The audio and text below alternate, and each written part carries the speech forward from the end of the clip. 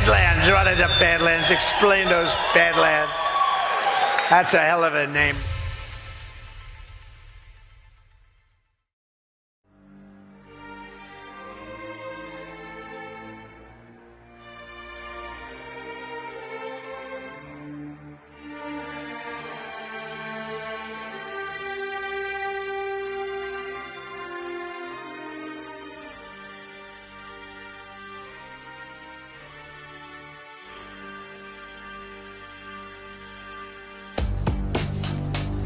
Those puny little ants outnumber us 100 to 1. And if they ever figure that out, there goes our way of life. It's about keeping those ants in line. Greed, for lack of a better word, is good. Greed is right. Greed works. Greed clarifies, cuts through, and captures the essence evolutionary spirit. Greed in all of its forms. Greed for life, for money, for love, knowledge, has marked the upward surge of mankind. The sheeple aren't going anywhere. They don't want this sentimentality. They don't want freedom or empowerment. They want to be controlled. They crave the comfort of certainty.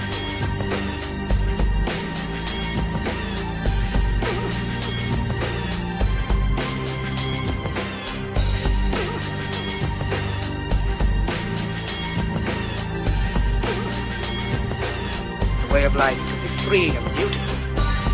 We have lost the way. Greed has poisoned men's souls, has barricaded the world with hate, has goose-stepped us into misery and bloodshed.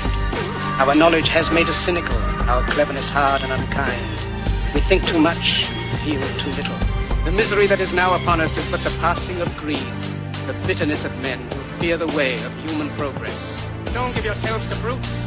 Men who despise you, enslave you, who regiment your lives, tell you what to do, what to think, and what to feel, who drill you, diet you, treat you like cattle, use you as cannon fodder.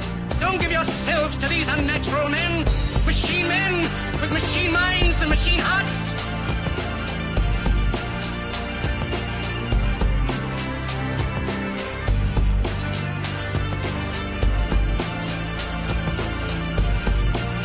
Let me tell you why you're here. You're here because you know something. What you know you can't explain, but you feel it.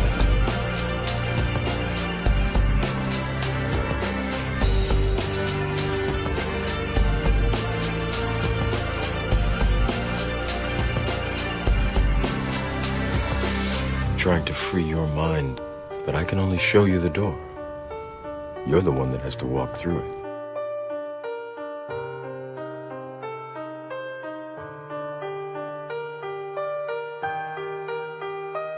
You have to let it all go. Fear, doubt, and disbelief. Free your mind.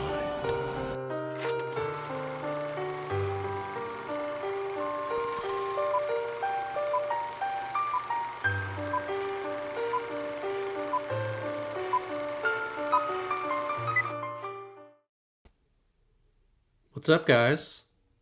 This is Burning Bright. As you can see, Kyle is not here. He was a bit of a last-minute pullout. Hashtag that's what she said.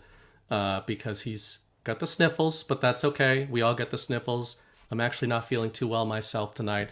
But I was thinking I could either try to do a solo show and then whether or not the show went well would be entirely on my shoulders. So I decided to make it easier on myself, bring in somebody who everybody's going to blame no matter what happens, and that's what I've done. So if my guest wants to introduce himself. Vagina. Hey everybody, it's me. Yeah. I'm John. I'd like to The introduce Patel myself. Patriot. Yeah. He called me, like, first he texted me, he's like, dude, Kyle's sick. I need help. Will you please join? I was like, no, absolutely. I once a week, sometimes twice a week is way too much. And then he called me and he was just in tears. He was hysterical. He wouldn't stop crying. Yeah. And so I was like, fine, whatever, I'll do it. So here I am. But I feel great. You guys are just weaker than me, I guess. Isn't it so weird? Like, well, not for you because you started. Did you start solo streaming or did you start on somebody else? Okay. No, I started. So I mean, I did. Was it interviews, but- weird when you first started solo streaming? Did you feel like it felt weird? Yeah, it was kind of awkward. Like you're just talking to your computer, Yeah. but it's, I don't know. You get used to it. Yeah, you get used to it. Well, I would think that any sort of streaming would be weird, but I haven't found it to be weird, except when I'm alone on screen. If somebody drops out or something, Yeah. it feels totally different, even for that It is. 15 seconds or so there. So yes, John has joined the show. Appreciate him joining. He's been streaming for a couple nights in a row. I wanted to precede it by saying that I'm not feeling that great, so that if we don't go 3 hours, people will still blame you, and they're free to. But it's actually not going to be John's fault if we don't. We're going to have a fairly... What are you going to say? I'm ready. Let's do a 4-hour show. He's like, down just right now. just for the competition. He's like, Yeah. This is the time. We're going to have a fairly casual show because, Defected is usually extremely streamlined. We very rarely do any kind of weaves or aside like Trump does. We're going to keep it pretty casual. The Madison Square Garden rally just wrapped up. I didn't watch the whole thing, but I was perusing clips, and these sort of things. I feel like we've seen so many of them, especially on the eve of an election, that we're just looking for little signal nuggets.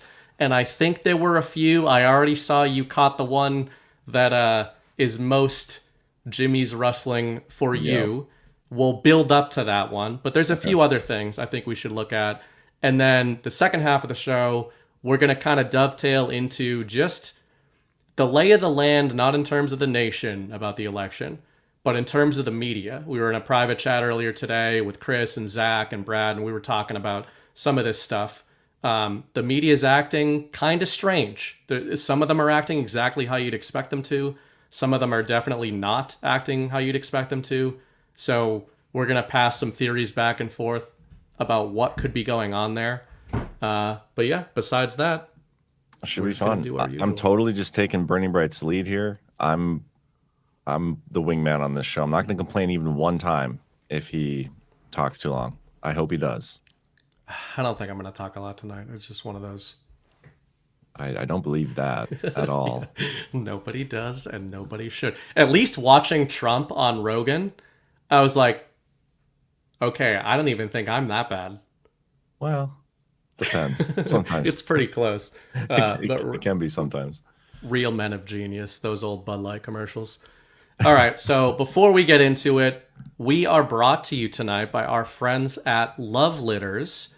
They are the prime sponsor of the show, so we want to thank them. Attention all Badlanders with purring pals and feathered friends, say hello to Love Litters. 100% pure kiln-dried wood, free from chemicals and oh so kind to Mother Earth. No dust, no mess, no toxins, just a lightweight solution that's gentle on your wallet and even gentler in your home. Our biodegradable litter is crafted from wood destined for landfills, giving it a new purpose in your pet's life. Cats love it. Our astonishing formula works like magic to neutralize that notorious cat urine odor, keeping your home pine fresh and welcoming. For bird lovers, it zaps moisture from bird droppings, crumbling them away, all while being safe if pecked at or ingested. For reptiles and critters too, our mix is crafted to dilute the pine scent, ensuring those little lungs stay happy and healthy. Plus, every 30-pound bag of Love Litters will last up to 6 months, saving you money. Transform your pet care routine today. Visit badlandsmedia.tv/litter. That's badlandsmedia.tv/litter and breathe easy with a litter that loves your pet as much as you do. And now, it might seem a little strange. I did get an email from the marketing team like 2 months ago that said, when I gave my little anecdotes about Love Litters, the audience responded. So I do use this kind of litter, kiln dried. I've used dried walnuts in the past. I have a cat. I'm the rare person with a cat and a dog. I was going to ask if you like yourself go in the litter box or something. You Mrs. started Bright, that a little weird. Mrs. Bright does. Canadians, like when you put a Canadian into a new house, like it takes them years at times. They have to figure out where they peed in the last one, and so that's what they're like. But Canadian pee, cat pee, it's got that ammonia smell. And what I really noticed switching to this kind of litter is when I went back to my parents' house, who have a cat also, they're using that classic store-bought litter. And then I would go into the bathroom and smell those chemicals because they use ammonia and all this stuff in them. to get rid of the odor. I'm telling you, it's good stuff. It works. It's way less gross than chemical litters. It's not going to stink up your house. So give it a try and tell them we sent you. Absolutely. Do you want to do the second ad too right away, or? Sure, let's do it. All right. It's widely known that the body's own immune system is a God-given first responder to help us deal with the smallest of concerns to the most catastrophic. Our friends at Pet Club 24/7 have developed natural products that contain the most potent strain of mushroom that's been used for thousands of years to support the immune system. So visit the website today to discover how they're changing the way that pets and people are being treated for the better. See, Mrs. Bright is apparently upset and the chat's on her side, but as I said in the chat, Mrs. Bright, like most Canadians, they're kind of like vampires and cats. They're like vampire cats. They can't enter a room, they can't enter a dwelling without being invited in. That's one of those things about Canadians. That's why they're so polite and everything. They say sorry about everything. So that's why we don't have a lot of illegal Canadian immigrants, because they have to ask for permission to enter any domicile. Has she ever like come into the room while you're streaming and just like slapped you for something you said? Yeah, just starts beating me, grabs one of those blades off the wall. No, but occasionally I'll see her just through the glass. My door has glass here, and I'll just kind of see the reflection of fury staring at me. Like, she should throw a shoe at you or something sometime. I think that'd be great. You have my full permission, Miss Bright, anytime you want on a power hour. Well, she can go to bed safely now. She listens to the first 5 minutes of every show to see if she gets a mention. She got her mention, and now she can go to bed. It was not a flattering mention. So MSG Rally. Okay. MSG Rally. We've got... This will set it up for you. I'm going to share a few things. But to start off, from what we're told, 95,000 people, in the area around MSG. I don't know if that's true or not, but I did see a lot of videos about the crowds outside. 19,500 within the building. So we can just take a look at this, take it in.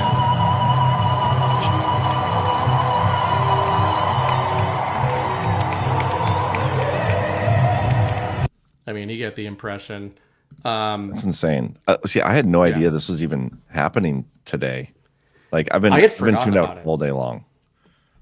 Yeah, I had forgotten about it. I remember actually Kyle and I on a show several weeks ago. People will remember we were talking about MSG, and actually, what's going on with you?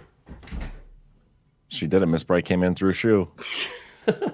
She did something. The dog got mad. We were talking about this a few weeks ago on the show, and actually what's kind of funny about it is the MSG plans were going around at the beginning of October, and it was the same week that some people started talking about, will Trump go on Rogan? And Kyle and I did a whole segment speculating on whether or not the Rogan interview would happen, and if it would happen, when it would happen. So we ultimately kind of erred on the side of it'll actually happen after the election. Because I was sort of thinking, when would the deployment be the most effective? Would it be leading up to the election, or would it be in the midst of crazy, clownish bullshit in the immediate aftermath? Obviously, that didn't happen, but I thought there was kind of a lot of signal to the MSG stuff. It's the UFC is actually going there the weekend that we're in Myrtle Beach. Dana White was at this rally. It's the site of Ali Frazier. It's the site of so many famous boxing and now UFC fights. It's kind of known as a coliseum. And obviously it's just the heart of liberaldom, according to what we're told. And he's got 100,000 people supposedly in attendance there. But yeah, what do you think just about, what's the reason for it? And do you think it has any impact? Well, it's interesting for a couple of reasons. First, it's like his stomping grounds. Like that's where he's from. That's where his big buildings are. I mean, that's his hometown. And then also it's the place where he's been indicted, and like the most shenanigans against him legally outside of the Jack Smith stuff is taking place. For him to go there and have this huge crowd, I mean, that's nuts. The only things I've seen on Twitter today about this rally have been from this one first. Let me share my screen. We got Mary Trump. Yep. Like, which I think this is stupid because like you could take any picture of a Democrat at a rally or like the DNC convention, whatever, and compare, like put it next to this, and it's just a picture of the rally. It's just so stupid. But Alexander Vindman did the same thing. I had that one pulled up too. Like what? But no, I think it's crazy. Like you said, in the middle of the center of liberaldom, and he's got this kind of crowd. It's pretty, and it's spicy there, man. Like some of the clips I've seen, the two I've seen, have already been like just dancing us out. But I think we're gonna work up to that. So we'll get to them. I'll show the Vindman one if you want to share mine here, just because of the commentary that goes along with it. So we've got.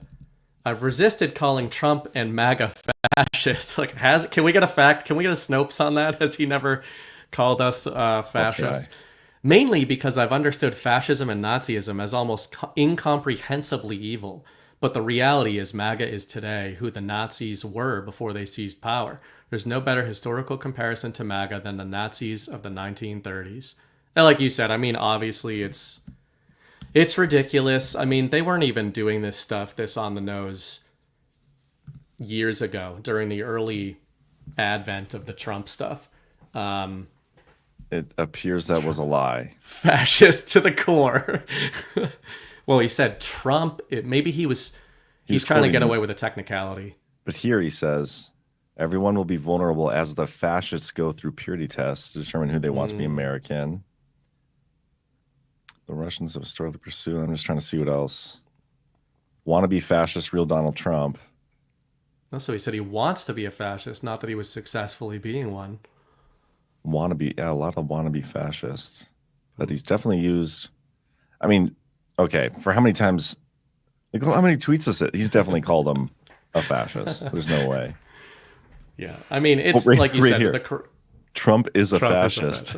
Trump is a Okay. He's never called MAGA fascist, right? He's never called a disembodied concept fascist. But like you said, it's ridiculous on its face. I mean, besides the fact that we're not Nazis, their proof of us being Nazis is that there's a crowd of people at a political rally. It's absolutely hilarious. It's obviously because they can't draw crowds. A few of the chyrons from the mainstream media, MSNBC, Trump's MSG rally comes 85 years after pro-Nazi rally at famed arena. They've got nothing else. CNN, Trump leans into hateful rhetoric on immigration at rally. Trump re-ups vile rhetoric about migrants. Trump forgoes prompter to rant about conspiracies. I'd sign off on the next three, just not the Nazi rally one. Yeah, that's all they got, though. Like, when your only attack point is calling him a Nazi repeatedly, and it's the most absurd comparison. And I can't imagine what the normie is thinking when they hear this. Like, are they actually like, oh my God, we're about to elect Hitler. Hitler's going to win. Are they actually, or do they buy into any of that? Well, I think that's one of the main questions. I think we'll touch on it more too in our second half of the show. But I mean, these are the questions we ask ourselves. Like, my feeling is that even lefty normies, I don't think that they've come to Trump or anything like that. But what I sense out of them is just kind of exhaustion at these kinds of this kind of rhetoric, where they're just going, it's the boy who cried wolf thing. I mean, it's one of the oldest sort of fables, right? And it's just universal. It's universally recognized that when you just say the most inflammatory possible thing over and over again, it loses its effect. Kyle actually had made an analogy last weekend. He called it's something called the shepherd's tone, where it's like, it's this concept in sound or in music where this tone can keep getting higher, but as you get used to it, you perceive it actually getting less loud, like it decreases in volume, even though technically it's increasing. And we were comparing that to the InfoWar, where it's like, okay, the first time you call a new American president or candidate Hitler and his party, his followers Nazis, it's really effective, right? Yep. The 10,000th time and the 7th year of doing it, after he was in office for 4 years and didn't do Nazi stuff, as far as we're aware, I just don't know if it's the right playbook. I just don't understand. I mean, it would be effective to call somebody a Nazi if they did something Nazi-ish, but Trump hasn't. The stuff that they're using to like accuse him of being a Nazi is stuff that they've taken out of context. Like he's going to be a dictator on day one. He said it himself. He's like, I'm just going to be a dictator to shut down the border and get everybody out of here. That's it. And just on day one for an hour, whatever. They don't show any of that extra stuff.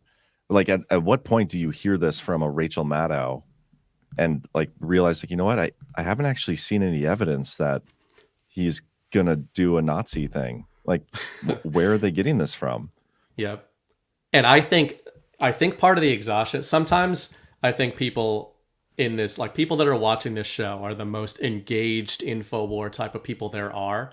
So obviously everyone in their personal lives, friends and acquaintances, if you're watching this show, you're that person, right? Like we're all that person that people are like, don't get into a conversation with them about it. Unless, like if you're going to disagree or else you'll get smoked. So maybe that's where I perceive some of the exhaustion. It's just people in my family and friends are like, just don't bring it up. It's not going to go well.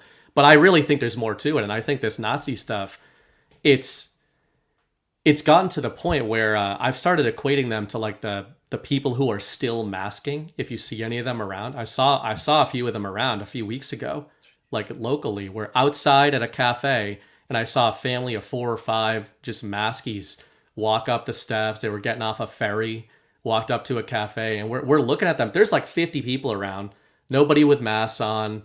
And then of course they're taking their masks off to eat a pastry and a croissant or something like that. It's like at that point, you're just laughing at people. Even liberals are looking at the maskies and being like, guys, we were the ones who thought this was all real. And even we know that it's fake now. Like, just stop doing this. Those type of people almost remind me of, do you ever hear that story of that guy? I think he was from Japan. It was World War II. And he like went out into the jungle and he was like at his post in the jungle and the war ended. And like literally 30 years later, people were out in the jungle and they discovered this guy. He's still like at his post, like doing World War II stuff. He had no idea that it ended, like no idea stuff moved. Everybody moved on from this war. Things are completely different. He was just fighting this World War II for 30 years. That's what those people remind me of. Like, what are you doing? Yeah. Have you turned off all television devices and not realized that the whole thing was bullshit? Like that's what liberals funny. Are. They're the jungle Japanese guy from World War II. Jungle dwelling Japanese veterans. Yeah, but I think there's something going on that's similar to that when it comes to Trump is Hitler 2.0 or 3.0, whatever the deployment is at now, and we're all Nazis, where a liberal, Chris kind of frames them this way, a liberal who wants to be taken seriously is no longer going to deploy Trump is Hitler, MAGA is Nazi rhetoric because they know so many people who are MAGA just in their day-to-day lives. They work with people who are MAGA. They go to restaurants with people like that. People in their family are MAGA, right? Like Uncle Todd is MAGA. So they know that when they just call us all Nazis, it makes them look absolutely absurd. And I mean, I guess this is just, it also dovetails into the ideas of, theories of patriot control over the media, which is supposed to be our second topic. But this is kind of an appetizer for it, where sometimes, ironically, I think that the most ridiculous, cartoonish rhetoric that they're deploying, it's the stuff that is helping Trump more than anything else. Yeah, I would agree with that. And there's so many thoughts I'm having right now. Like, and I don't know what order to do this, but one thing I want to talk about at some point is the media at some point is going to have to do an about face. And like, I think we saw a little bit of Jake Tapper doing that today. I don't know if you saw his thing with JD Vance. I didn't. No. Okay. Because he basically, JD Vance was calling him out. And I'll just play the clip here in a second, but I just want to summarize. JD Vance was calling him out for his Russia collusion hoax that they were pushing. And Tapper's like, no, we didn't do that. We didn't do that. We didn't do any of that. We were covering an FBI investigation. We didn't lie. We didn't, just totally denied reality about what they actually did to push that narrative forward. And is that what are they just going to deny that this entire period of 8 years that they pushed all this bullshit happened? Or are they going to, like, no matter what, we can't allow them to get away with any of that, but are they going to try? And will everybody else allow them to get away with it? Is Con Inc. going to allow them to get away with that? because along with the election fraud apparatus, the narrative control apparatus of the mainstream media is one of the biggest tools they've had for a long time. They've been able to do a lot of bullshit with that. Another thing I want to talk about at some point is comparing 2024 to 2020. What is actually different between the campaigns? Because Trump had huge rallies then. Trump had all this momentum then. A lot of things were the same back then. Why is this different? So we should, but let's go your whatever, however you want to do it. I'll just write a note down there. It reminds me, actually, speaking of the Nazi stuff, that you had brought up, I think, on Wednesday night, Matt Walsh's tweet from 2016. What a banger. I mean, is that much different than, keep in mind, if you're going to pull it up, what we just saw with Vindman calling us Nazis, comparing these to MAGA rallies. And Matt Walsh, 2016, if this were Germany in the 1930s, Trump fans would seriously be voting for Hitler. The ultra-based, am-I-racist, worldwide leader in trans content, Matt Walsh, the most basest of the based dudes, was calling all of us Nazis in 2016. Do you guys think he doesn't think we're Nazis anymore? Or do you think he's made tens of millions of dollars off of the people he thinks are Nazis, and so he no longer calls them Nazis? It's one of those two, I would submit, and I think I know which one I lean. I hate those people much, much, much more than people like Vindman, because, at least people like Vindman have the good sense to remain hateful communists, in plain sight. The people like Walsh and Shapiro and Owens and, all that kind of stuff, they're very selective about when they're global communists and when they're ultra MAGA. Do you think they get a choice? Like, do you think there's a meeting and it's like, okay, Walsh, Shapiro, Cernovich, you guys are gonna go back to MAGA, pretend to be MAGA, but Vindman, you're just gonna be anti-Trump everything. Like, was there a meeting where they divvied these roles up? Because to me, I see all these people on the same side at the end of the day. Yeah, that they're all anti-Trump. They're all Con Inc. I mean, that's what they are. How is any of that behavior different? Or like you said, it's worse. It's worse. It's worse than I mean, there's a reason, part of it's like the subterfuge and the twists and turns. But if you think of kind of war fiction, wartime fiction, I feel like the fiction that people grab onto the most, it's spy stuff, right? Like James Bond, 007, Mission Impossible. That's not really war stuff, Mission Impossible, but clandestine operations. Like they're much more fascinating to people these days than traditional war films. There was an era of traditional war films, like here's these guys, here's those guys, this is a war film. But the war films that kind of stand the test of time, I mean, you watch a football game, and tonight I had one on, literally a commercial came, like a montage commercial came on, I think CBS, for 3 different versions of the show FBI. There are 3 concurrently running shows that start with FBI, and it's like FBI Miami, FBI this, FBI that, right? So there's something that people are fascinated with about clandestine operators that also means liars, right? Professional liars. So I think the reason is people, like human beings, have long understood that those are the much more dangerous enemy, right? The people that were in the base, the people that were in your headquarters or in your house that you thought were good are way more threatening than the people that you knew were bad the whole time. And that's why we are the only ones out there consistently calling them out, probably more than the Vindmans of the world. And you know what's interesting about what you just said there is that is what Trump was to them. Like, he was in that world. He was in their circles. Like, he knew all these people.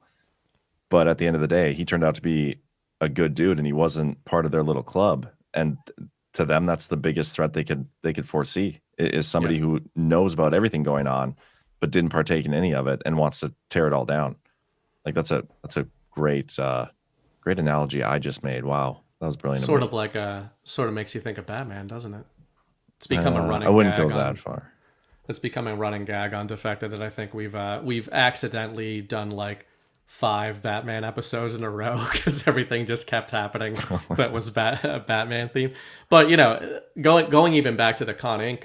section or the whose choice is it with these media people, you you can think of that with the Trump stuff too. The timeline there is fascinating. Like, and it works both ways. You could have, was Trump just a good dude who was kind of rubbed elbows with all of these influential people, media types, moguls, business people, all the above. And then the military recruited him because they knew he was a good guy and knew all of these people and could walk in those worlds?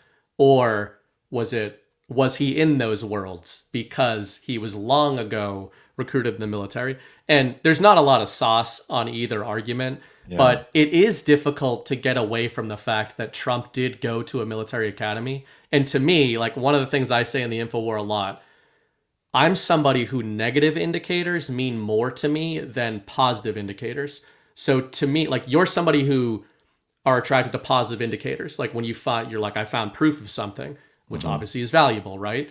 But for me, it's not that we have proof that Trump attended a military academy. It's the fact that nobody talks about it, right? Like, Trump doesn't talk about it. It's never a part of his campaign strategy. Yeah.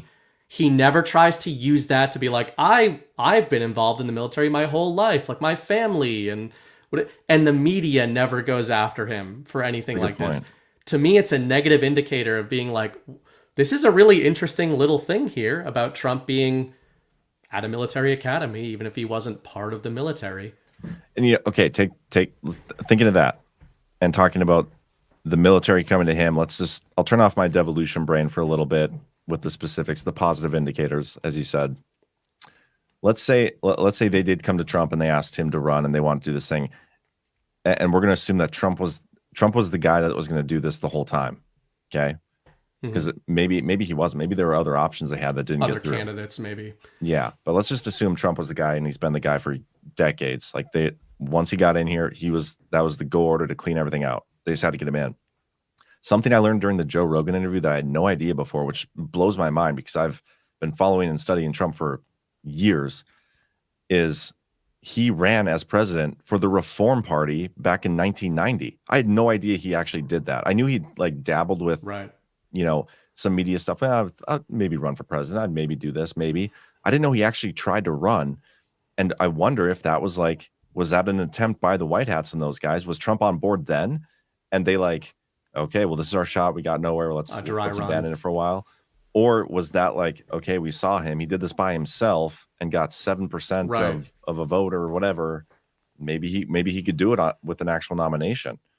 That just nobody talks about that either, though. His Reform Party run. I haven't heard that brought up anywhere ever. Mm-hmm. That's a great example. I had written an article that came out today actually about the Trump Rogan interview, and I didn't put that in it, but it was, I think, in that section. There's a lot of like, people think we're crazy, but we're not. That's an example of the fact that we didn't really know that, and that's just not something that people talk about, that Trump talks about. The fact that he said it there, he was the one who said it. That's what we call signal, right? Those are the things where it's like Trump seems like he's meandering all over the place and he's bobbing and weaving, but then he drops things like at the beginning of that episode. Rogan asks him about inauguration. This is what people miss in the Trump asides. They will often say, oh, well, Trump didn't say that himself. He was prompted to say something, right? But the whole point of an aside is that you can get back to answering the question, but then say whatever you want in the middle, right? That's what Trump does. Mm-hmm. And at the beginning, Rogan's like, tell me about Inauguration Day. So Trump starts telling him about Inauguration Day and then just does this little diatribe on Melania's dress. So if you're a normie, Lincoln bedroom too. Like he went on a 5-minute aside with the Lincoln bedroom. Sorry. And I have and it's a good point. I have no idea why, right? But I believe I know Trump enough now to know that there's something to that. There's something to Lincoln. There's something he wants us to be thinking about that time period, maybe even about that bedroom or his time in the White House. But for a lot of people, they'd be like, why is he focusing on Melania's dress? But to cue people, it's like a bright blue flare. Melania's dress is something that we autistically focused on as being a replica of Jackie Kennedy's dress. And he starts the Rogan episode by basically making a vague reference to the Kennedys. And then he ends it by talking about JFK and declassification and everything. But to your point about 1990, and then I think you were talking about on Friday night, Ross Perot, right? He was a Reform That's how it Party. got brought up. Like, and first of all, I didn't realize that Melania was wearing a replica of Kennedy's dress. I had no idea about that until you mentioned on the show. So that's interesting. But he started by talking about he considered running back in the day, and he supported a lot of people with the Reform Party. And it was me digging into the Reform Party, trying to figure out who he was talking about. Because I don't think he directly said that he ran back in 1990. I just think he said he was involved with the Reform Party pretty heavily, and that's where. So I found that on my own research, which is so he didn't directly mention it, but he got me digging on it, and I still think that's fascinating. Yeah, because I didn't remember him saying that either, but yeah, that's fascinating. I just wanted to show you the dress thing. And Ross Perot, that's from before I was deep into politics. I was into conspiracy theory. I mean, not in the 90s. I was a kid, but I just mean I never went back to that era. But a lot of conservatives will bring up Ross Perot as like an infamous kind of figure, but it's something I knew very little about. I'm trying to find Jackie. Trump has a few Twitter posts about Ross Perot from back in the day. 2013, real Donald Trump. Ross Perot had the right idea, but not your brains or balls, Mr. Trump. In 2015, are you like another Ross Perot? And real Donald Trump said, bigger, better, stronger, and richer. Yep. And then now that Ross Perot is gone, I can tell a story. Like, was Ross Perot the first attempt by the White Hats to get in there?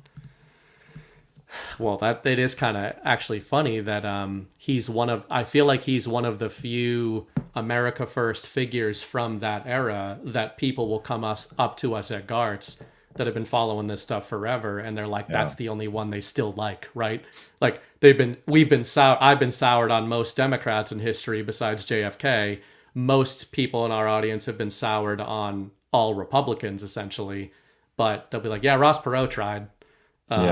Maybe Rand Paul. I mean, maybe Ron Paul. They hold in high regard, but there's very few.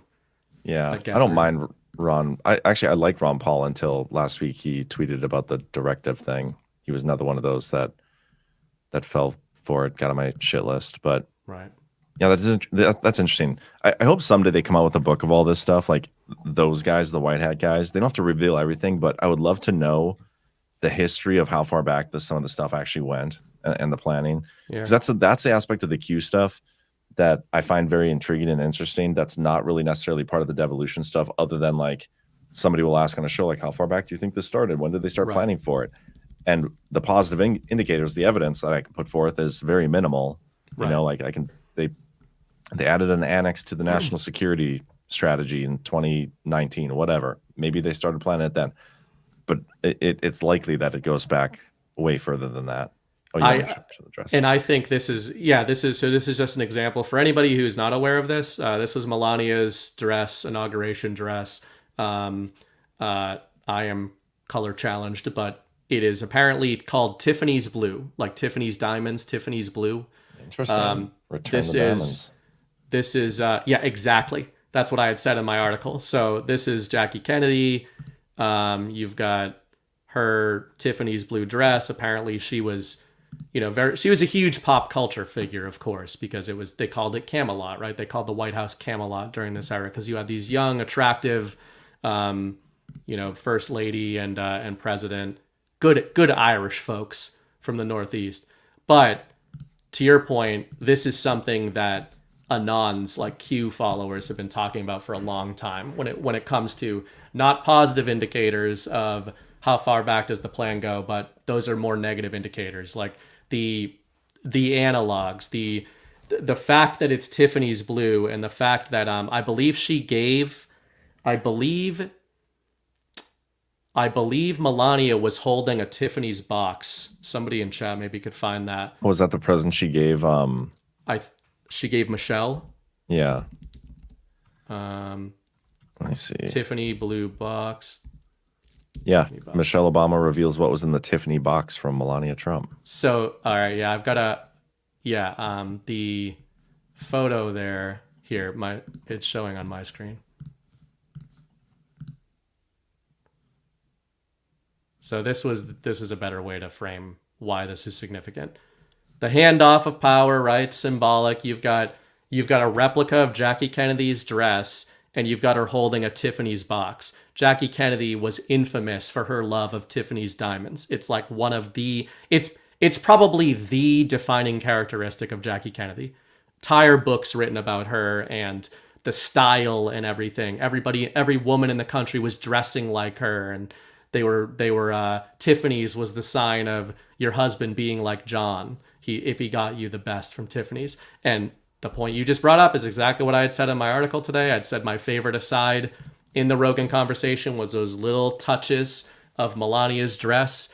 And how many times has Trump not just talked about election fraud, but given a very specific, repeated analogy of Tiffany's diamonds, not just diamonds, but Tiffany's diamonds. It's like when you get the diamond, when they steal the diamonds from Tiffany's, you've got to return the diamonds. And then you've got on inauguration in the handoff of power, Melania giving a Tiffany's box to Michelle. It's supposedly a picture frame too. Like, I wonder if that's like, that could be a lot of things, but it's like, hey, you guys tried to frame us for some things, so here's a frame back to you.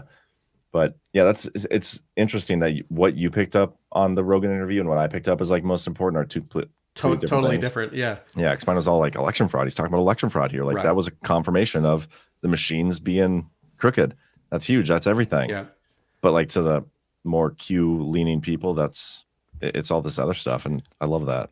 Well, and this week in particular, it's been interesting. We were talking, I put out a little thread after our conversation the other day we were having in chat just about, or no, it was from Wednesday night when we were talking about the Eisenhower model. When you're looking for these positive indicators, it makes sense, even though it's not satisfying, that if, in a hypothetical scenario, if this is a long-term plan that goes back decades or generations by patriots to kind of destabilize, to wage a counterinsurgency, it stands to reason there wouldn't be a lot of positive indicators, because if there were, there's a reason these guys felt they had to go underground. I personally think the reason they felt they had to go underground is because they took the presidency and then they killed JFK. So I think patriots went, shit, we are a lot further from power than we think we are, right? Like, we had Eisenhower. I think it started with Eisenhower or in the aftermath of Eisenhower. And we were talking about the Eisenhower model. And then that letter that I had found from 1958, where Eisenhower is sending a letter to Congress talking all about civilian control, restoring civilian control over the chain of command. And then that's what you've been talking about a ton when it comes to Kash Patel, Donald Trump, civilian control over the military. That sounds like exactly the sort of thing that a long-term plan had in mind. And see, when I hear Eisenhower model, I go back and think about pretty much the origins. I know it's not the technical origins. Some of this stuff goes back to the 1700s, but in terms of like executive branch presidential documented origins of continuity of government, it started under Eisenhower, and it was all this stuff using PEDs to implement their version of continuity of government. Yep. That sets up, I'll play a couple of quick clips from the rally, but our first one up, before we get to the one I'm just going to tease you until later. I like being teased a little. Speaking of the Eisenhower model, shout out to Pepe here. Kamala Harris has orchestrated the most egregious betrayal that any leader in American history has ever inflicted upon our people. She has violated her oath, eradicated our sovereign border, and unleashed an army of migrant gangs who are waging a campaign of violence and terror against our citizens.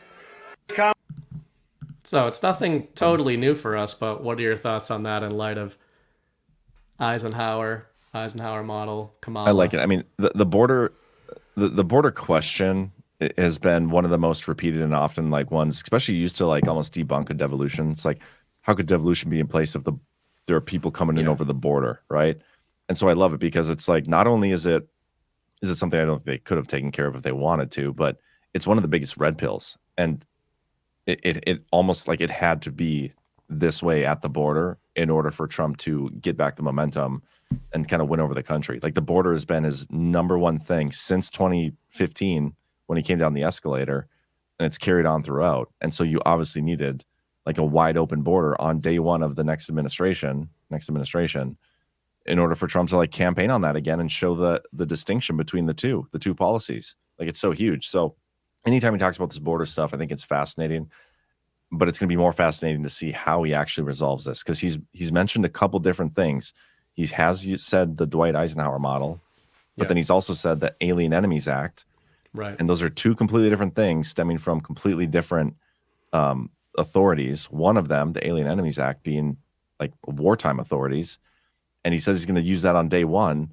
And so, I mean, it's probably going to be a little bit of hybrid of both. But that's the stuff that I key in on. It's like, well, how is he saying he's going to take care of this? What authorities is he going to need to do it that way? And why do I think that's like relevant? Because no matter what, if he's going to use the Alien Enemy Act on day one, he's not going to get Congress to declare a war on the border on day one, especially not knowing what Congress is going to look like. So I believe an act of war has already been declared. And so that's why, it's stuff like that I key in on. But yeah, the border is such a fascinating well, the point topic. you made to lead that off too is this thing that we respond to the most. And obviously we don't know. We don't know what the plan is, right? But in terms of damages, that's the word I always think of in the Devo term. First of all, I think that a lot of the damages have been overstated, but that's an opinion. I understand that I don't live in a border state.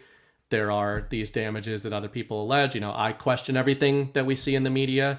Was this sensational migrant murder story real? Did it happen when they said it did? But even if we take all the damages at face value, I think this tells us two things. Number one, it tells us one of the big reasons why we're never going to get the kind of disclosure, direct positive indicator disclosure that people like us would want about a devolution operation, because even though we could rationalize everything that's been going on, including the border situation that you bring up, which is probably the most controversial, lots of people can't. Lots of people even in our audience or in the MAGA audience, they cannot get their heads around, what do you mean you allowed these bad things to happen just to show people the problem? But look at what we were just talking about in the previous segment. Let's say the plan goes back further, right? It goes back to post JFK, etc. Well, that it stands to reason then that patriots at various points over the decades, if there were these generals lying in wait, if there were these candidates lying in wait, and it was an option to come in and wipe out the deep state and the Black Hawk helicopters and all that, why wasn't it done? Because obviously they're weighing the pros and cons, they're weighing long-term success because it's a war. And I think my reading on why sometimes the Q drops, like the tone of the drops would come off almost as sort of like a parental discipline. I'm missing the word right now, but they would kind of come off like scolding the audience of reminding Anons that it was a war. And I think that this kind of a topic is exactly what the Q team is saying. Like, yeah, it's a war. There's certain decisions that have to be made, but these people have more data than anybody else does. So if they're determining like, yep, turns out, according to all our advanced models, that leaving the border open for a 4-year disaster term is actually in the better long-term interest of the country than just sealing it all off and then having some future president undo it all. Okay, having not read the drops, I have a question in terms of like what you said there about Q sometimes scolding people about, yeah, this is a war. Sometimes different decisions have to be made. How do people come away from the Q drops then also believing like absolute full control? Because there's a lot of people out there that do. Yeah. I like wholeheartedly disagree with it. But I just don't understand, because like sometimes I feel like I get shown a Q drop from somebody and I'm like, okay, this is interesting, but it totally contradicts other Q drops that you've shown me or claims that you've made. And sometimes I feel like there's some, pickiness and choosiness. Like they'll pick the ones that, push one theory forward, but then they'll ignore the other ones that don't. And then, you know what I mean? Which I'm sure I do the same thing with some of my devolution stuff. Absolutely. It's the confirmation bias, but like something like that. I think that if that's true, depending how they actually worded it, 'cause I'm sure you paraphrased a little bit. Yeah, I did. I feel like that debunks a lot of the full control stuff. And I was paraphrasing. I mean, just the tone of them. It would say, reminder that this is a war. Operators in real danger have been some of the drops. We're talking about operators that are out in the field and comms being sent back and forth. But I agree that people take. I mean, I followed the Q drops. I believe that they were part of military from the military info dissemination program. I think you do too. It's in your Devolution series. Yep. It seems likely, but I also think that people do try to have their cake and eat it too with the drops. I mean, the drops talked about plausible Technically not the deniability and same. everything. It's eat your cake and have it too. That's the real way. No, it isn't, is it? Yes, sir, it is. You keep talking. I'll prove you wrong. Is there a document about this? Was this an executive order decree? Yep. Well, no, it's from I choose to say. I watched this movie or this series a long time ago about the Unabomber, and it's all about like the language that the Unabomber used in his letters and stuff and his manifesto, and that was one of them, like eat your cake and have it too. And everybody's like, that's wrong, but it's like, no, actually that's how it is. The court of public opinion ruled that the original saying was wrong and they reversed it. Hey, it might have been wrong originally, but that's how it originally was. Let me find it. Yeah. But you keep going. But yeah, we're gonna in our second topic talk more about Patriot control in terms of media, but in terms of just the overall plan. That's why I play with it. That's why I do the bicameral thing all the time and say, okay, is it game theory? I think it's more game theory. When I say full control, it's all about how you define it. When I say full control, I think that there's more direct control over some of the players on the game board, like in positions of power. But I don't think that there's some sort of magical control over everything that's happening on the southern border and every single choice that every person is making within the machine. There's going to be kind of a cascade effect. That's just how I look at it. But I think that, like you say in your series, the national essential functions, that's control. I think they have full control over the protection of national essential functions. So for me, that's why I don't look at the national essential functions in light of the Q drops as being goals of the devolution operation. I look at those as being prerequisites. Like, we have these. We have full control of these, meaning when I see news stories about southern border things, okay, maybe some of those damages are happening and they don't have full control over it, right? But when I see Russia's going to launch a nuke, no, they're not. I mean, or if they are, we're going to be fine. Those are some of the NEF type things that I think there is a 0.0% chance that anybody in the deep state has access to a existentially threatening set of circumstances for the U.S. So that would be pretty direct control, even though it's not full control. Yeah, it's direct control of a few things. I like the way you said that. And this is where it could be interesting here in these last few days and months as the deep state like gets to the end of its rope with not just the time, like they're running out of time, but they're running out of narrative. They've run out of narrative rope already, but they're gonna like pull whatever moves they have left, right? But I think we've seen evidence that they don't have access to certain things, like the kid in that baby-proofed house, right? They don't have access to the PEDs. I think we have proof of that. I don't think they have access to the nuclear codes. Maybe we don't have proof of that, but I do have proof that eat your cake and have it too was the original phrasing. This is the use in literature. You son of a bitch. You have a chart. It's from the Unabomber, man. Eat your cake and have it it was too. first used. Eat your cake and have it too. I will admit that from a pure linguistic perspective, it actually makes more logical sense the way you're saying it. Yeah. Because the saying is meant to imply that you can't continue to have your cake and eat it, but you can have your cake and then eat it. Yeah. You can't eat your cake and then have it. Told you. Glad you agree with me. This is devastating. This is one of the most devastating on-air moments I think we've had. But as Chris would say, I think this is great. It's the joy of having been wrong in this one example. I'm still waiting for one of those joyous moments. I've been wrong about son of a bitch. Have you ever thought about instituting like dad executive orders? You're such a because you can tell kids anything.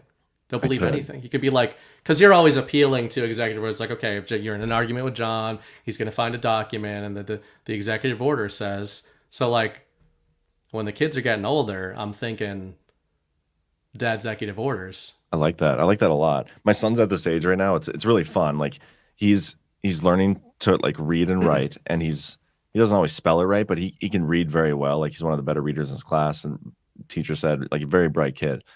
But now I have to like They say that about all the kids. I have to be careful. Like his test scores were off the charts too, but I have to be careful about like even just being on my phone, like scrolling through Twitter now. Like I'm not even gonna repeat one of the ones, but I'm gonna look like a bad parent. But it's just like some of the things that are on Twitter are not necessarily kid friendly. Some swear words, like he said a swear word one time. Like, what does that mean? And I'm like, nothing. But he's asking questions about everything.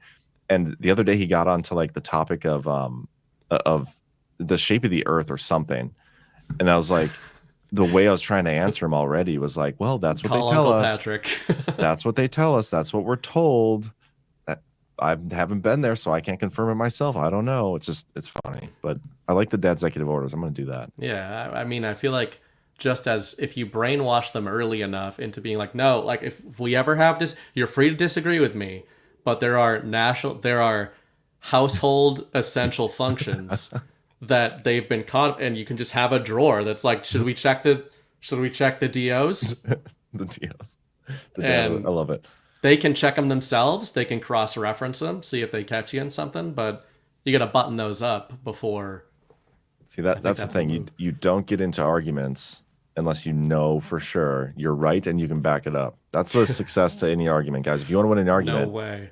Don't go into it unless you know for sure you can win. It's like sometimes in our private chats, even like I'll just if you guys are talking about stuff and like I might disagree with something, I won't even bother until I know it's like I can disagree with this and prove you wrong. So now is when I'm going to chime in. And then I immediately reverse position. Yep, immediately. And then somebody else comes in and sides your original argument. And they're like, yeah, well, I agree with that. I believe that too. Yeah. It can be both somehow. It could be either or, which means you have to exist in a world as if it could be one or the other. The Irish way of argument is to just wade in, and then you just have to trust the muse that you're gonna find your way out of there at some point. That's not even like it's not even whether you win or not. It's just you have more patience and perseverance maybe than the other person. That's because I've been in those arguments where like I know I'm right, but I'm just so sick of fighting with you that I'm whatever. Are those all arguments in your mind? So, with you sometimes. Yeah, see? This is the problem. This is what we both think. Let's not fight in front of the kids, all right? Yeah, sorry. We were mostly going well. All right, I'm been through one divorce. We don't need another. All right, let's get to the ultimate Jimmy's Rustler from this MSG rally. This one is one of the more fascinating things that I think Trump has said in a long time. Because we can take the Senate pretty easily. And I think with our little secret, we're going to do really well with the House, right? Our little secret is having a big impact. He and I have a secret. We'll tell you what it is when the race is over. Because we can take the Senate pretty easily. Let it play again. And I think with our little secret, we're going to do really well with the House, right? Our little secret is having a big impact. He and I have a secret. We'll tell you what it is. Now, was he speaking to Matt Gaetz? Because I saw some people claiming Matt Gaetz and some people claiming Mike Johnson. I'm not sure. I see that's the thing. I would love to know who he's pointing to and who talked before. But chat, can you tell us? Somebody help us out with some proof of what he actually like. Maybe the full clip. I can go find the full clip in a little bit. Oh my God. Yeah, I just want to point out this is a great comment from the chat. Real Miss Bright. Complete bullshit. Can't believe John schooled you in English though. Better believe it. But no, I love this.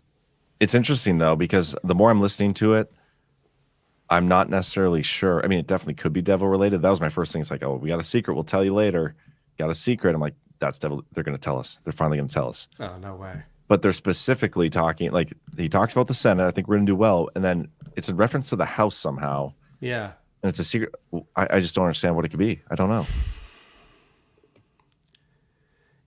So would this have any? Do you think there's anything he's saying that could have to do with what you and Kyle in particular often bring up about the 14th Amendment and some of the counter plans that you think the Congress has in their pocket to try to stop Trump from coming back in.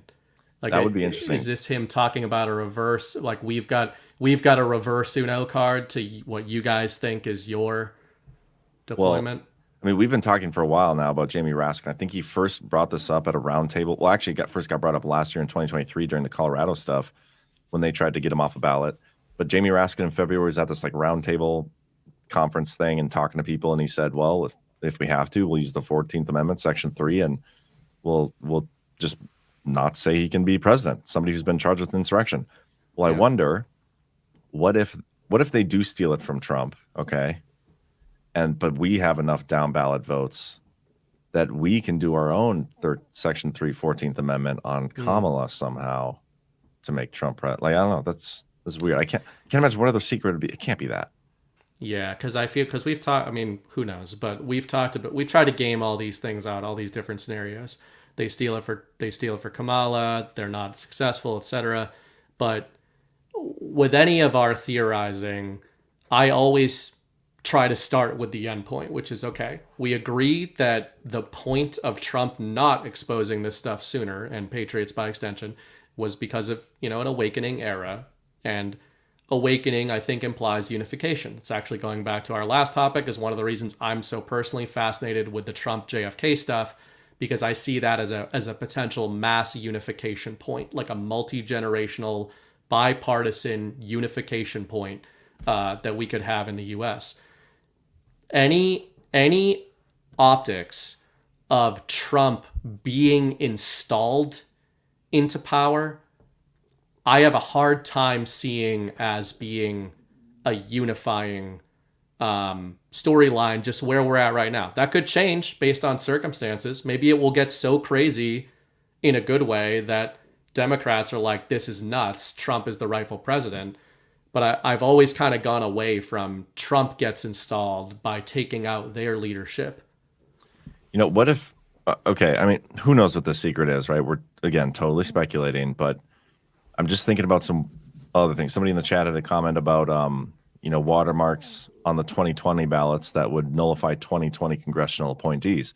That's an interesting thought, because if they do have proof that not only 2020 was stolen, but maybe 2018, there were some down ballot steals, 2022, like, what if they have proof of some of these Democratic Congress people in the House or whatever that aren't supposed to be there, and so they get removed? I mean, that just seems too good to be true. I know.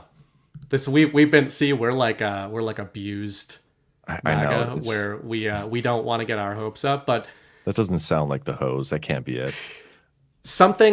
Well, actually, speaking of the hose, perfect. Chris always talks about we're begging to get the hose again. I think his sentiment makes sense in terms of what he's saying. And I actually realized this in a text group with a couple of my cousins. 3 of my cousins texted me after the Rogan interview. They'll text me occasionally about political stuff individually, but they were texting about the Rogan interview. And these guys are Trump guys. One of them's former military. Like, one of them has read the drops and stuff like that. So, and one of them's more normie, but like, they're not total. Have you read my series? Normies. One of them has. Really? But yep. But what was kind of concerning to me was making me think of Chris, is that they were like, oh, do you think this is gonna, push Trump over the top against Kamala?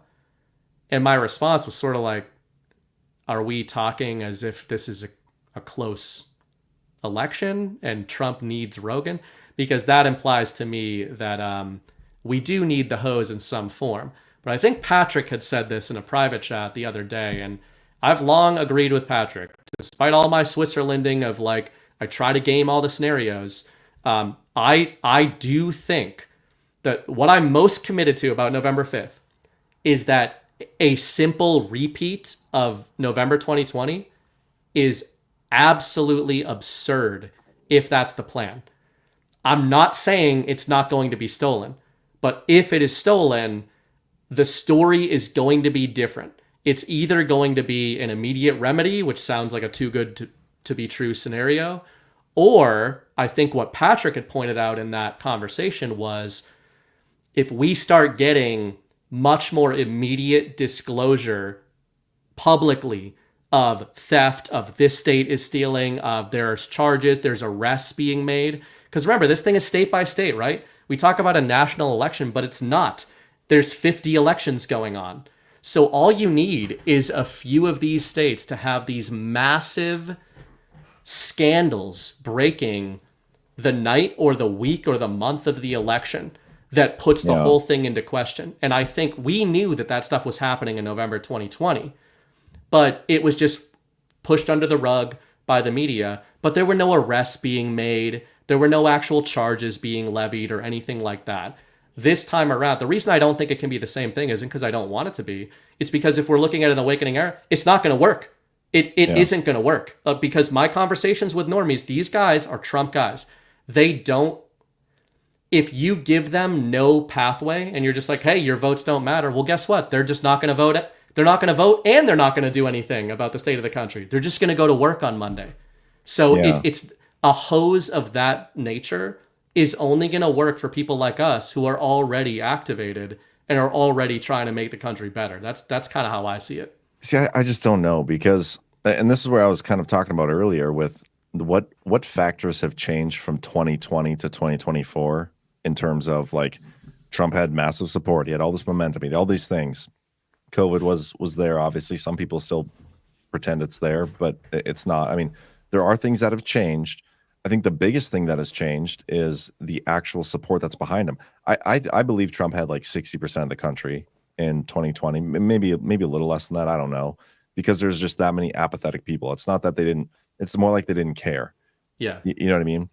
This time around, I mean, based on the stuff we're seeing, it feels like he's got like 85% of the country that's like willing to actually publicly support this. I mean, it's just huge. The feeling is a little different this time.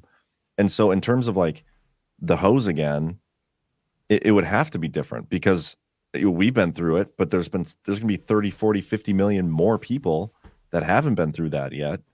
And when you couple that with us, that's a naturally different response. And like everybody feels that way. The media can't get away with that. Nobody can get away with it. But this also ties in the early voting stuff because we were talking about last night's Power Hour.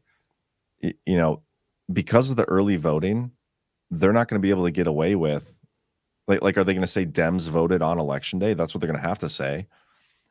But honestly, they're going to have to use the machines now. Like before they used mail-in ballots, they're going to have to use the machines much more heavily if they're going to steal it. If they're going to actually do it, they're going to have to use the machines much more heavily on election day to switch the votes.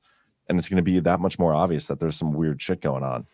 And maybe that's the exposure, but we need something to get rid of these machines. Like, and I think that's the sticking point for a lot of like, you know, I don't want to speak for Chris, but like for myself, I don't know how we get there, but I know we need to, and Trump's going to at some point fix our election system because it's that bad. It needs to go in order for him to truly give the country back to us. I don't think he can do it with like status quo. I just win an election. We don't win the House and the Senate, whatever.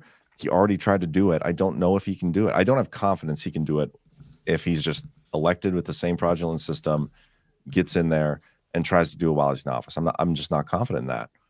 And that's why I think we need something prior to in order to get it switched before he's even back in there, because then he doesn't have to fight anything. But I don't know. Like this is just speculation, game theory shit. I have no idea.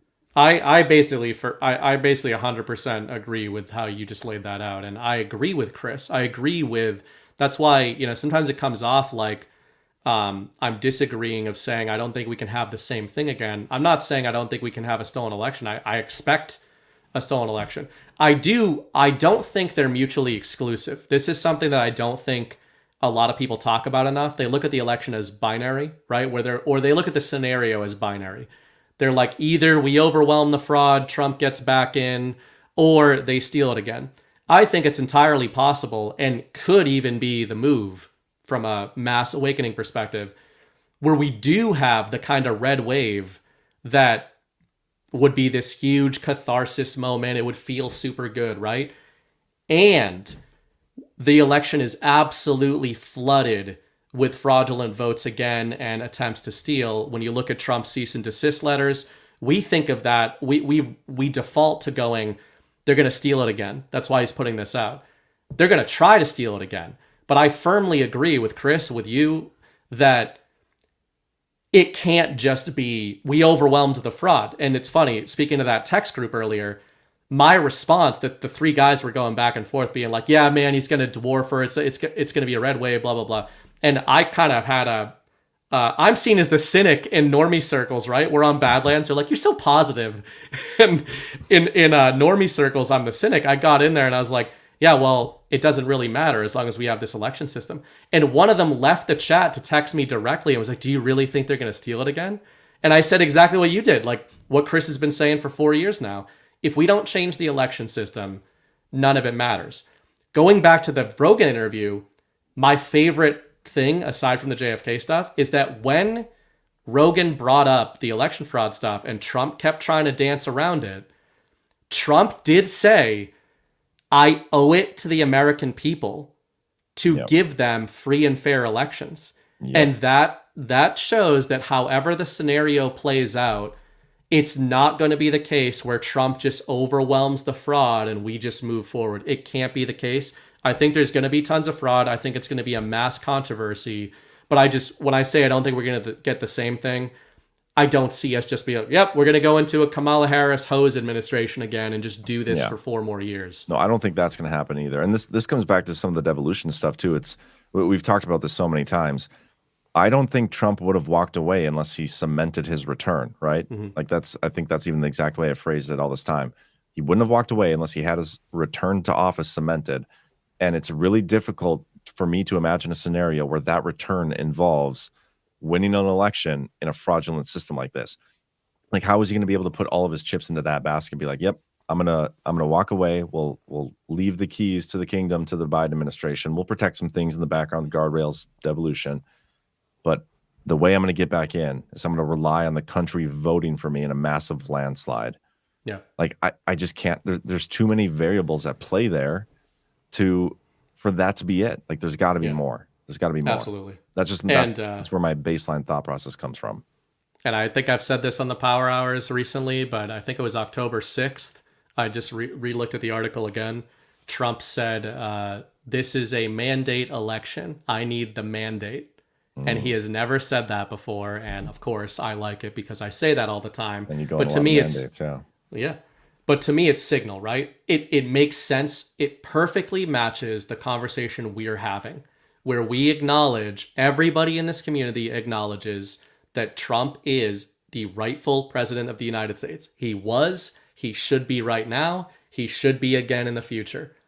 That doesn't matter if we have a fraudulent election system. So why is Donald Trump talking about the public mandate? To me, it goes to part of the reason he's doing these blue state mega rallies in 2024. They have metrics. They know what that tipping point is. Earlier, you're like, is it 80%? Whatever it is. Brett Baier was saying 79% of the country thinks it's going in the wrong direction under the establishment. Is that a little calm there of what we're at? They know what we're at. And I think it's less about getting 80% of the votes.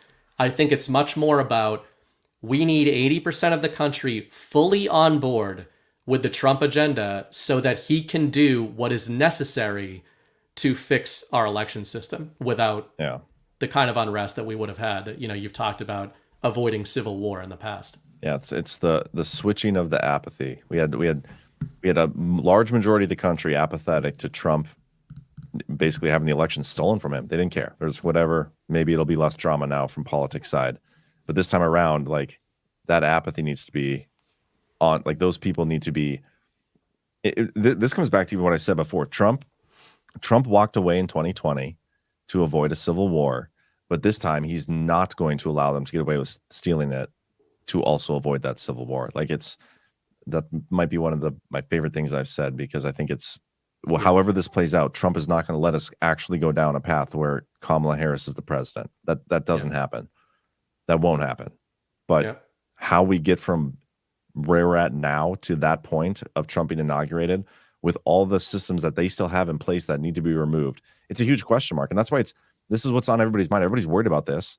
And it's like some people don't want to hear that some bad things might be shitty for a month or so. We don't know nobody knows how this is going to play out. Nobody knows. It's going to be fascinating to watch. Gart's going to be a blast because we're going to be in the thick of it at that point. But nobody knows, guys. Nobody has the answers right now. I think it's actually a credit to the audience. The fact that that's our first sellout for a Gart is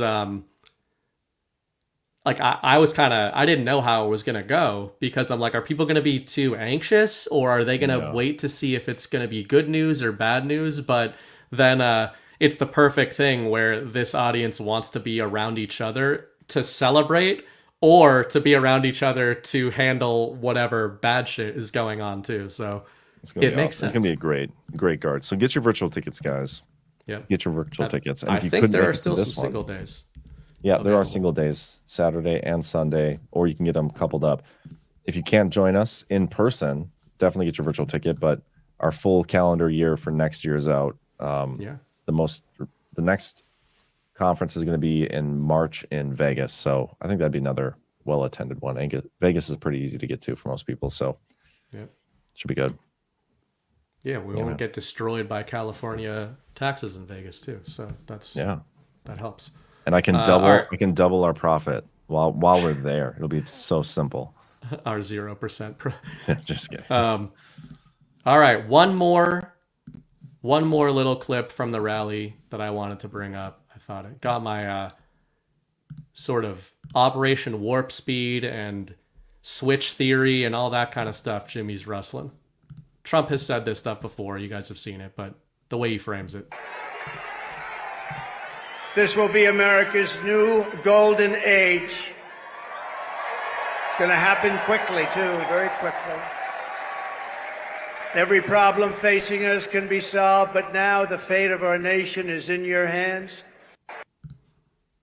You know, that's stuff he said, but I mean, and it was preceded by Elon Musk gave a speech tonight, and he was talking about a lot of the same stuff. He was talking about government efficiency. He's going to cut $2 trillion of spending immediately. He's going to, mimic Javier Milei down there in Argentina and just afuera everything. But to me, this is a perfect example of the Trump kind of bicameral speaking style. When he's talking to normie MAGA and Americans who are strung out and they don't pay attention to the stuff we do, he's saying, hey, hope, right? Things are going to get better, and it's going to get better before you know it. But if you believe what he's saying literally, it's all the stuff we talk about. How could you make a promise like that, right? That's what most Americans are thinking, like even ones that are going to vote for him. And it's the stuff we talk about all the time of CHIPS Acts and energy deals and tariffs. And it's like he's talking about warp speed. He's talking about flipping a switch and putting us into the golden age pretty quick. Well, what's fascinating about that too, like what happened in his first term and what we've gone through these last 4 years, it's already been a pretty like clear distinction on the two different types of just not just presidencies, but like people's livelihoods, right? Like things were just better under Trump than they are now, and outside the COVID stuff. But think about like what he's been saying he's going to do in these interviews, and some of the stuff we know he's been like lining up behind the scenes with the CHIPS Act and the switch theory and everything. If they do get rid of like all this, they could clean out the government, get rid of all that wasteful spending, get all this manufacturing stuff here, implement the tariffs. Like by the time Trump leaves office in 2028, we could theoretically have our debt paid off. Like they bloated our government very slowly and incrementally. Like you hardly even noticed it year over year, but they've been doing it for a century, maybe who knows how long. But it took a long time for it to get as big and inefficient and corrupt as it is. Like he could wipe that all out the second term. And who's ever going to vote for the status quo again after that? When things are that much different and better under a Make America First Great Again platform, nobody's going to vote away from that anymore when they see how good it is. Yeah. But you need to fix the election system first. And this is where there are all these long-term psyops that the deep state uses. One of the biggest ways they use psyops, I think, is linguistic psyops. They've just one of the ones I think about is the concept of inflation. We all know, the rug pull boys, everybody in this community understands the evils of the Federal Reserve, central banking, debt-based monetary system. We all know fiat is why we have so many of the problems that we do. And we know that it's because of inflation. But some of these linguistic tricks they use are really sinister. So one of the things you'll see economists, even ones who are supposedly praising Trump policies, etc., they will talk about the rate of inflation and how the rate of inflation is changing, right? And it's like all you have to do from a first principles perspective is apply 5-year-old, like childlike reason to the situation, and you'll see how screwed up it all is when you talk about the debt ballooning. When inflation is down, they don't mean that inflation has gone negative. They mean the rate at which things are getting more expensive is slower this month than it was last month. And if you applied that framework to any other situation, like let's say you're on fire. Like I light your pants on fire. That's rude, first of all. It would be rude, right? The Federal Reserve, Jerome Powell comes into your house right now and lights your pants on fire. And then you're like, Jerome, bro. How rude. You fucking lit my pants on fire, man. I was going to wear You can't those. do that. First of all, it's illegal. It's a crime. Somebody should be arrested. Yeah. Damn it. But- That would have been a perfect time to have that, you know. Yeah. You can't do it, first of all, right? But if he did, his argument to you about why you should stop freaking out is that 10 seconds later, maybe the rate at which you're on fire has decreased because 2% of your body has already been burned beyond recognition. So now only 98% of your body can be burned, right? It's And insane. yeah, then when you're fully engulfed in flames, technically, this is why I like this analogy. And technically, your potential for being even more on fire beyond that continues to go down, which is pretty much how the US inflation system It's so stupid. It's like, okay, from January, inflation went from 5% to 6%. In February, it went from 6% to 6.6%. And they say inflation is down because instead of it going up 1%, it only went up 0.6%. That it's such a stupid mathematical, but they get away with it. Nobody calls them out on it. Nobody. Well, that's why it's got to have, as the rug pull boys talk about all the time, as Trump has talked about, we need currency changes to really undo this stuff. Yeah. I will grab a couple of boosts from last week, and then we'll do our next topic. Awesome. I got that Tapper clip ready to go. Oh, yeah. Is that about... It's media stuff. Okay. It has to do with the media, and we can't just let them be like, we never did that. Yeah. All right. We'll open with that. Okay. Amy V DRK. I think I actually got that one. Meme Ray 1776 sent $47 over. Boomer here. Been watching Badlands since its beginning. Defected is a must watch every Monday morning with my coffee. Trump is Batman. I know you're right. Mr. Truth Bomb is producing a documentary too. You guys give me peace in a crazy world. That should be pretty cool. Yeah, I want to eventually write a whole series on the Trump Batman thing, but we've pretty much already done it. Well, if he's just redoing the Batman movies, isn't the series already written and out there and produced? Disclosure, guys, I wrote the Batman movies. This is all I've been part of the op from the beginning. There are people who think that we are, I think recently we were called Navy SEALs, right? You're so happy about that. Is that the first time that's...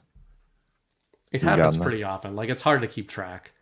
Just, I walk down the street, people are like, is that a SEAL? Yeah, I'm sure. Like, I think they're actually like, is that a seal? Like the clapping? Yeah.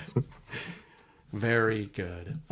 Melissa S., $35. Thanks for mentioning the Dark Knight-esque pick of Pittsburgh on your last show. I'm the Melissa S. that sent it to you. When I saw it, I immediately thought of you, BB. I see the world in a whole new light now, thanks to you and Kyle and Badlands. Everywhere Melissa looks, she just sees Dark Knight comms, just going about her day, just Dark Knight analogs, and I think that's a good way to live your life. Actually, you'll be in a good place. Just seeing if any new ones came in. Yeah, we got a couple actually.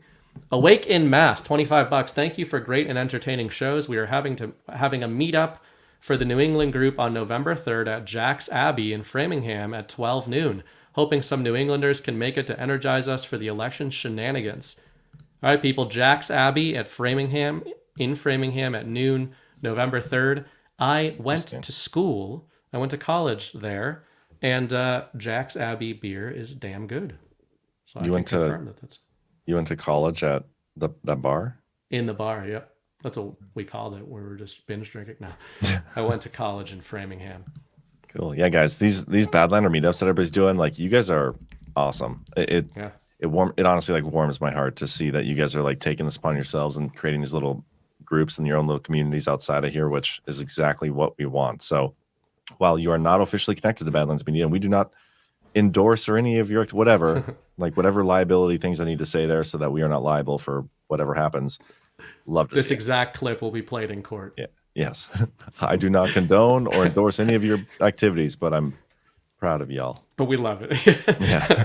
It'll be like, as my client said, whatever legal stuff I need to be saying right now, I am just imply that I've said it. I think it's foolproof. Yeah.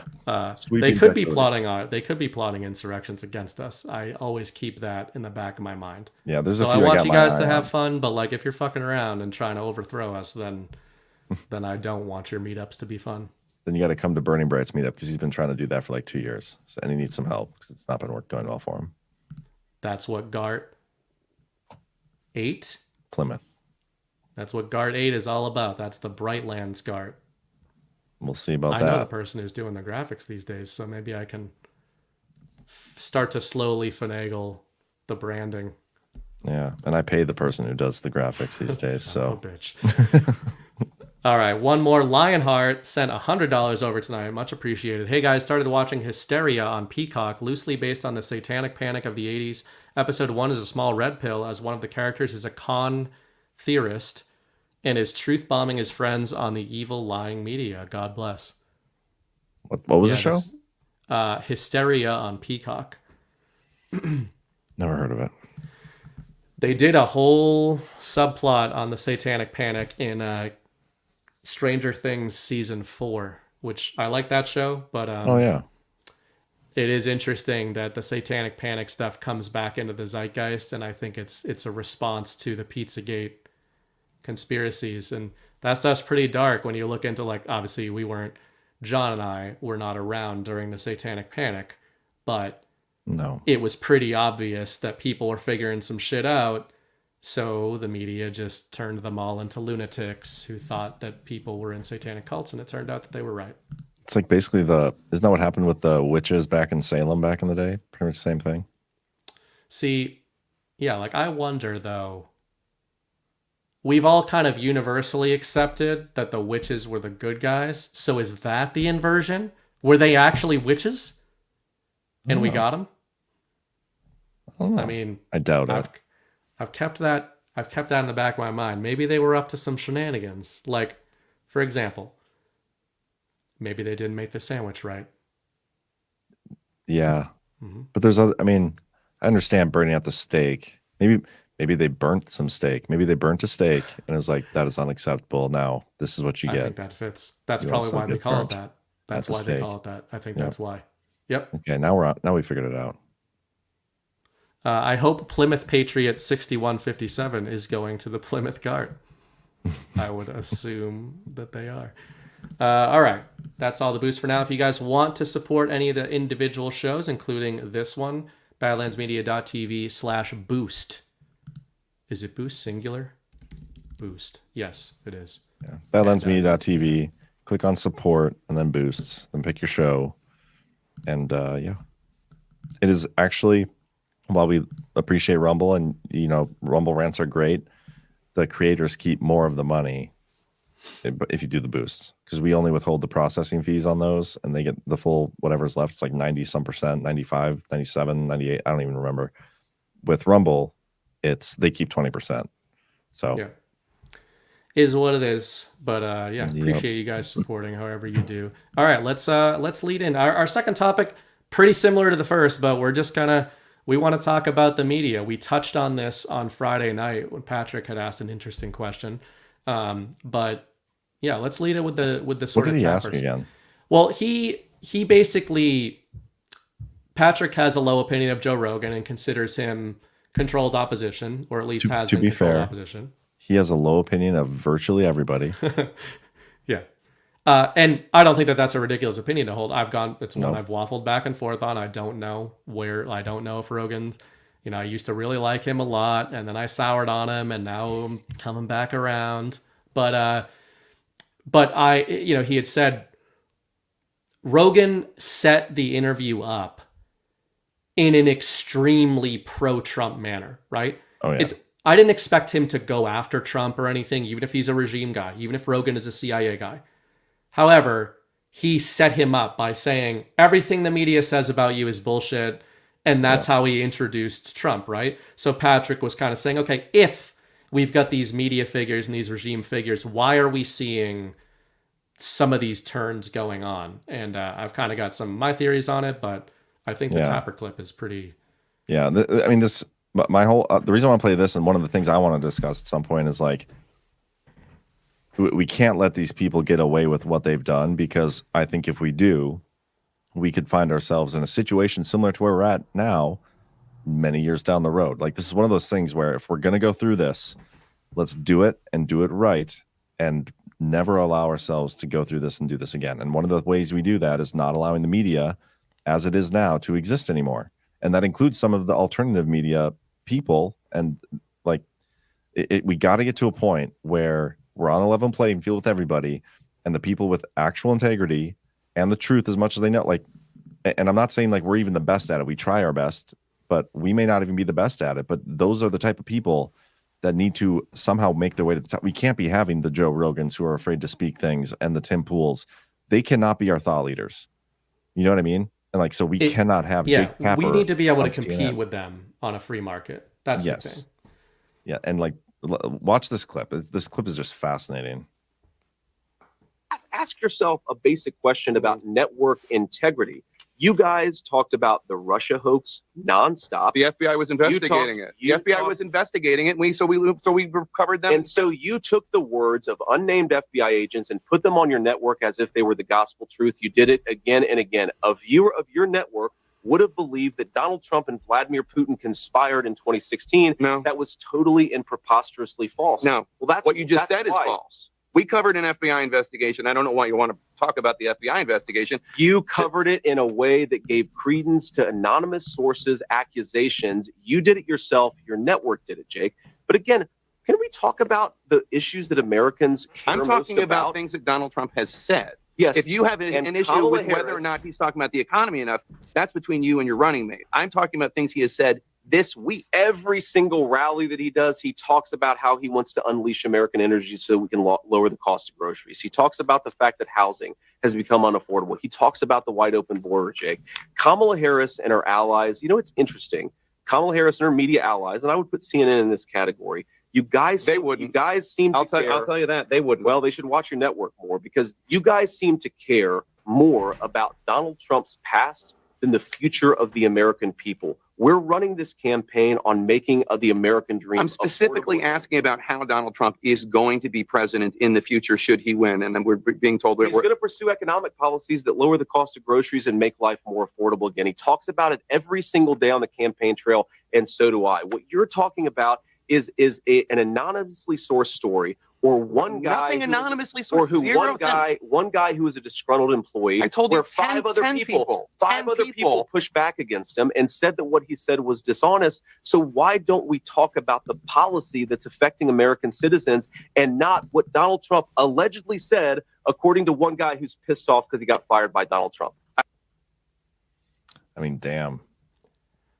JD, opinions have varied on JD, and it's been good to map his origins and everything and keep all of that stuff in mind.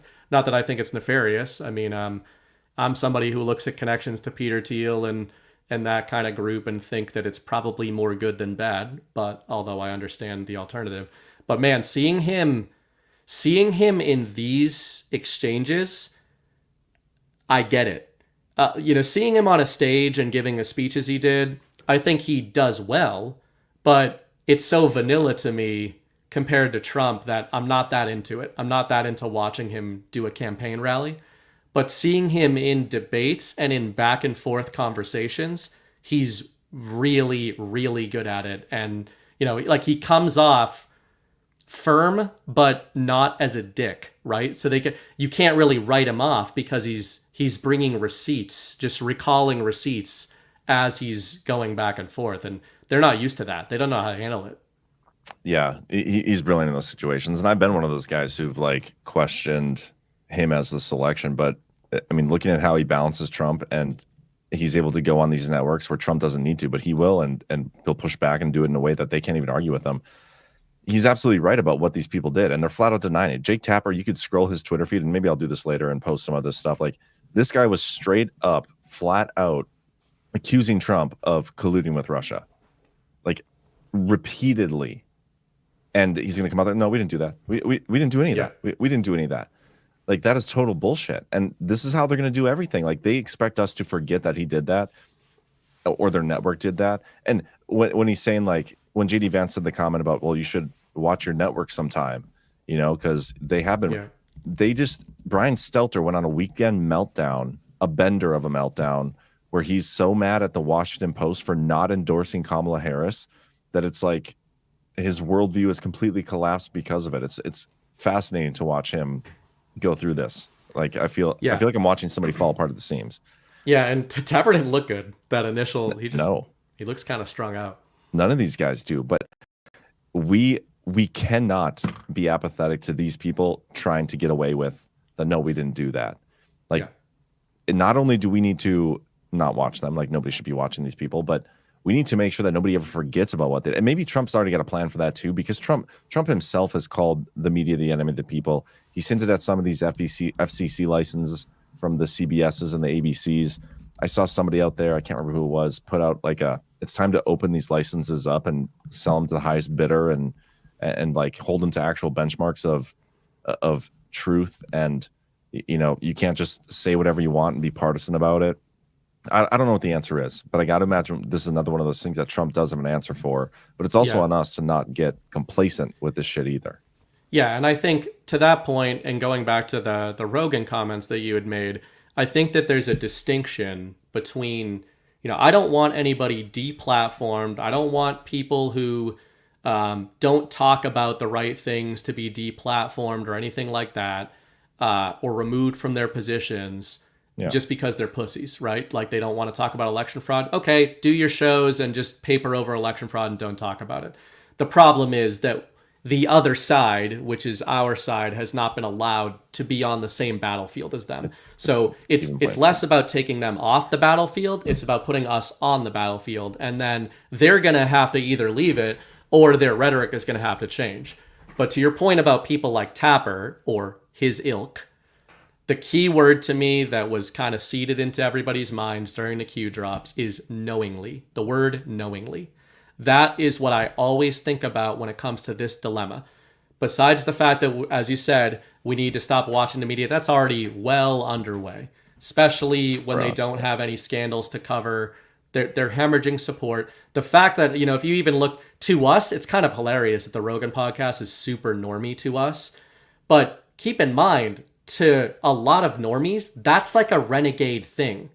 And the fact that Trump went on there and did a 3-hour interview, it's a paradigm shift. It's going to mark a paradigm shift where a presidential candidate right before the election is on a podcast on YouTube for 3 hours. And he's been doing it for months, right? That's going to go further and further. For sure. But there's a drop that I always think of when it comes to what I think will happen with some of these media people, and I think it goes along with the knowingly sort of thing. You want to share my screen here? All right, Q drop 32. This was in response to an anon. I forget what the question had been, but I think it was something, you know, about when did the arrests happen? You know, this is an early Q drop. This is from the first week of Q drop, so we're coming up on a 7-year delta here, November 1st, 2017. Maybe one day, but it cannot go slow. The initial wave will be fast and meaningful. It will send a signal to others immediately, and you'll see the tide turn. Not even the MSM can hide. And rest assured, some will be jailed as deep cover agents. Wow. So that sounds extremely sensational. Of course, at the time, it was impossible to even imagine that. But this is how I'd frame this section. We're kind of talking about how we've been pointing out on various shows and even privately, like, man, Anderson Cooper went in the paint pretty hard against Kamala Harris. But then Brian Stelter's going nuts about Trump. And Tapper's trying to tiptoe backwards, but Rachel Maddow is going further in.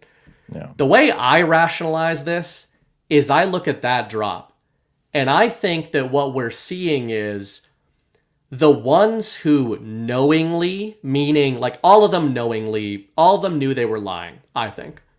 The difference is some of these people at these 3-letter networks are very literally intel assets. Those ones know that they are going to be jailed for being deep cover insurgents peddling false information to the American people. The other ones that were just handling the information, they might think that they're going to get away with it. And so they're kind of trying to rebrand, I think. That's kind of how I see it. I think that the more, those who scream the loudest, it's another infamous Qism. Those ones are probably the ones that were in meetings about what sort of things they were going to deploy against Trump next. And I think a lot of people that are just sitting around the circular desk at CNN, they're useful idiots, right? They're ideologues. The Chris Cuomos of the world, I don't think he's a deep cover agent. I think Chris was a charismatic dude who was good at selling whatever the machine put in front of him, and he didn't care what it was. And it could be that Tapper's one of those guys too. Yeah, and maybe the strings have been cut in a lot of ways in terms of like the organizational methods of some of these people, and they're just like choosing to respond how they see fit. Some people are trying to walk it back, thinking they'll get away with it. Like I don't see Anderson Cooper and Rachel Maddow getting off differently. You know what I mean? Like Rachel Maddow is having a meltdown, Joe Scarborough is having a meltdown, Anderson Cooper thinks he can save face. But I see them, like if there were any journalists that were going to end up going to actual prison for treason and peddling misinformation on purpose, stuff like that, like it'd be those guys. They're all in the same boat. They're just reacting differently. So I wonder, I don't know. Like I agree with what you said earlier too about like I don't want anybody to be deplatformed. I just want an actual decentralized media where everybody's on the same playing field and has access to the same like viewership. Whether or not people choose to watch you, that's up to them, right? And maybe it's up to like people in our audience and us to do our best to like call out the bullshit when we see it. But I would never want anybody to actually be deplatformed. But that doesn't mean I'm not going to call Tim Pool a faggot when he is one. Right. And the only exception to that is why I bring up deep cover agents, because this stuff can sound in 2017. To normies, it still sounds cartoonish, but they have the sauce, right? We're moving, I think, into a period of disclosure. Trump talks about disclosure all the time. The drops are laced with disclosure. They're talking about like the American people need to understand what happened here. Now, how much disclosure are we going to get? I don't know. I think people like us are going to be left a little bit unsatisfied by some of it. Probably. But when it comes to, I think it's of the utmost importance that normies understand that some of the talking heads that they watched and trusted for years were not just ideologues who disagreed with Trump. They were literally paid disinformation agents. Like those people are traitors. Those people are criminals. Whereas, to the Tim Pools of the world, they're just pussies. Like that's the way I'd put it. They're dishonest. They look for, they're above money and platform above all else. Patrick calls them money grubbing power bottoms. He has a way with words. Yeah. Speaking of media turns, though, speaking of Chris Cuomo, I saw this come across my feed, and it's pretty hilarious. You start to just draw like the dodgeball lines, like you're picking teams in dodgeball, and see which sides. Like you said, Anderson Cooper, maybe he thinks Anderson Vanderbilt thinks he's going to get forgiven. So apparently Chris Cuomo thinks that he's going to be on Noah's Ark. Well, remember, listen to how... Before we listen to this, like, do you remember he went on Tucker? And Tucker is one that I've always questioned too. I know he's with Trump now. He's saying some things. I think I saw somebody he said tonight, like Trump freed him from lying. But you got to remember, his dad was also CIA, and he's admittedly applied to the CIA and got declined, only to become like the most famous journalist in the world. As Putin pointed out. Yeah. As Putin pointed, like, so I don't know, guys. Like, yeah, that's one of those, we'll wait and see. But he interviewed him, and it was like a weird, it was a weird scissor fest, honestly. Like, what? I don't understand the point of that interview. It was to like almost save Chris Cuomo's career. Yeah, there's like the term that comes into my mind is rehabilitation. Like, there's a Chris Cuomo rehabilitation tour going on, and you're absolutely right that Tucker is playing a huge role in it. Chris is trying to do his part. Chris Cuomo is trying to do his part to rehabilitate his image. And we don't know with these things, but I do wonder if I see Cuomo as more of the useful idiot variety. Like, I don't think he believed the stuff he was saying about Donald Trump, which makes him it makes him a dishonest buffoon. But there's a difference between that and the type of people that were part of fabricating these things. The media machine kind of did turn on Chris Cuomo at a certain point in time. So he strikes me as somebody who he marched in lockstep with them when it was good for his bank account, but he was not inside, right? Like, he was not really, he's not in the club. It doesn't seem like he doesn't seem to be invited to the same parties. That doesn't mean I like him, but it's just, there's probably a pretty big cross section of how deep the betrayal goes with these kind of figures. And one thing to keep in mind too, Trump used to always say the media is the enemy of the people. Now his phrasing has switched to like just the enemy within. Like, the media is part of that enemy. And I think it's also like he's shifted that because it now includes like members of the government. I mean, it always did, but now like that's where it's going. But anyway, let's play this. So this is just Chris Cuomo describing what he sees as the media's inability to understand why people vote for Donald Trump. Gotta stop thinking that the people who support Trump are like Trump, that they speak like Trump, that they act like Trump. They don't. They want to hire Trump to do a dirty job. They want him to be a virus to the political corpus. They want him to disrupt, to destroy, to demean those that they disrespect and dislike, the system that they distrust and despise. They want someone to do what they believe has been done to them and that they cannot do themselves.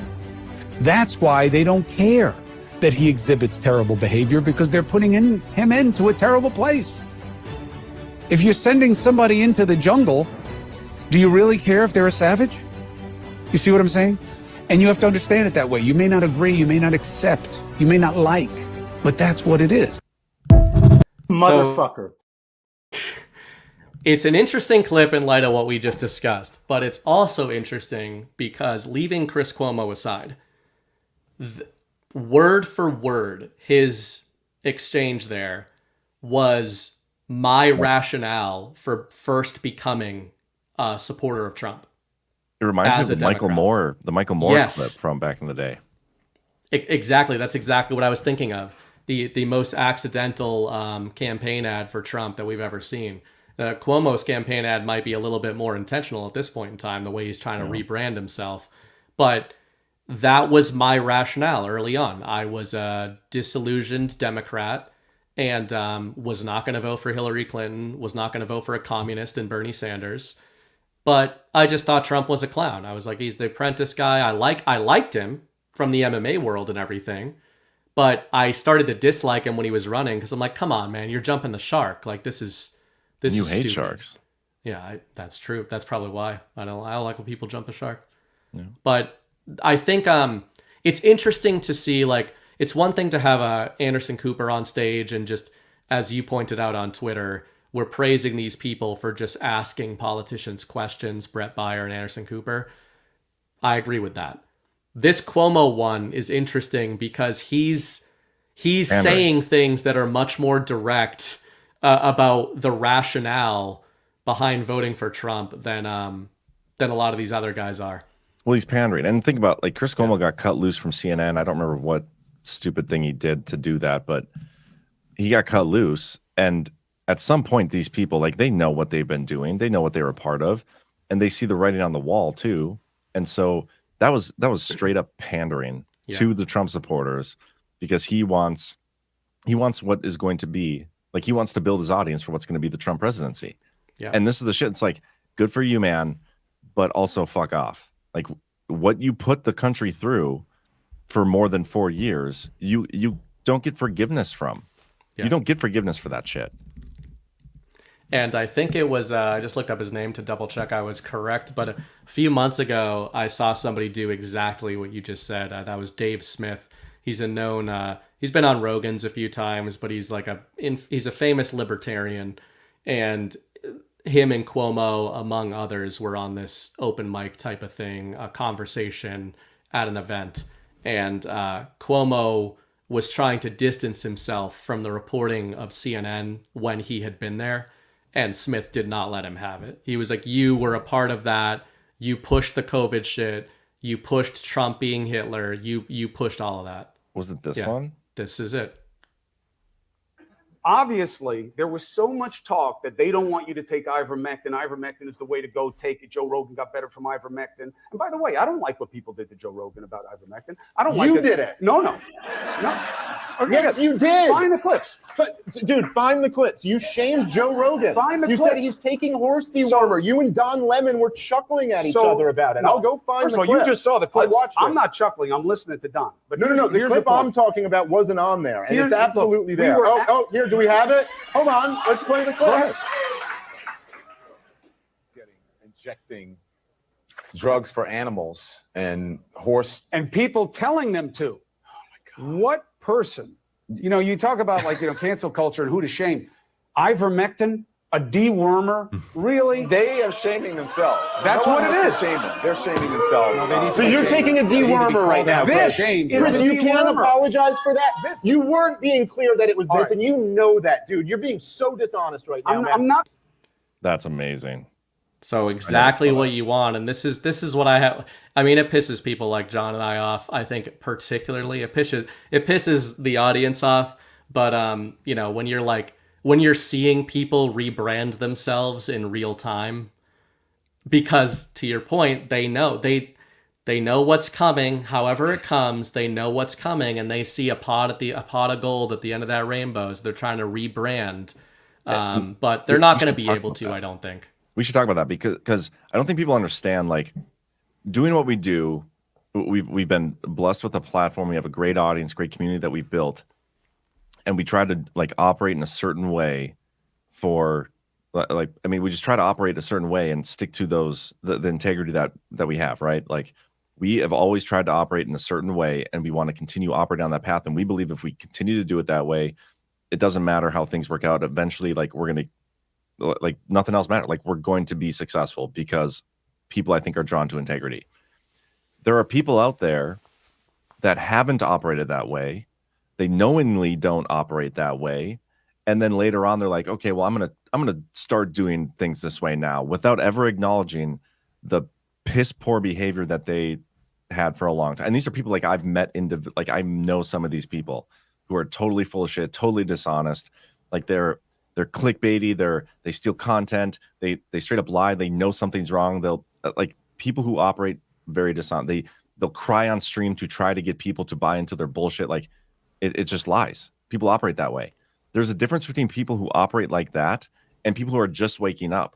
We can be forgiving to people who had no idea before and are just now starting to come to the light, but we can't be forgiving of people who have operated in a very bad faith way previously and are now trying to operate in good faith and pretend to operate in good. I don't even trust those moves either, because I know who they are. If you operated that way before, you're doing this for not the right reasons. And whatever that is will eventually come to light too, but there's a difference here between people actually waking up that we can have open arms for and forgiveness for, and people who are just operating in bad faith.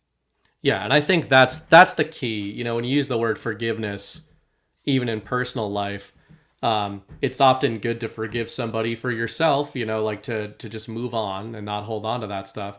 But in terms of rekindling a relationship with somebody from the past that in your mind is done wrong to you, the forgiveness has to be a two-way street. There has to be an acknowledgement of the wrongdoing. Every human being understands this. You can forgive somebody and move on with your life, But if they don't acknowledge the things they do, you're not going to have them as part of that life that you move forward into. And that's why I like that Dave Smith pointed out there. I don't know a lot about him, right? I'm just in this specific example, he didn't even really make it about the ivermectin and what Chris Cuomo said. He nailed Cuomo on the problem, which is that when confronted with the direct evidence that what he was asserting in that 1-minute clip was complete bullshit, he doesn't own it even then. Like, he is standing in front of the evidence that is being shown to a studio audience, and he still will not acknowledge what everybody is looking at. And that's why, to your point, they can't be forgiven. There's people like this. It's like, and I think, if I want to keep the faith in people, people can see that. They're not going to be, you can't brand yourself as the Cuomos of the world, as the ultimate Trump hunter, and then do an about face and expect people to, even normies, to glob on to the new branding. I don't think it's going to work. And that's the part, like, you nailed it there. That's the part that I hate, is like, you can't even acknowledge what you did was wrong.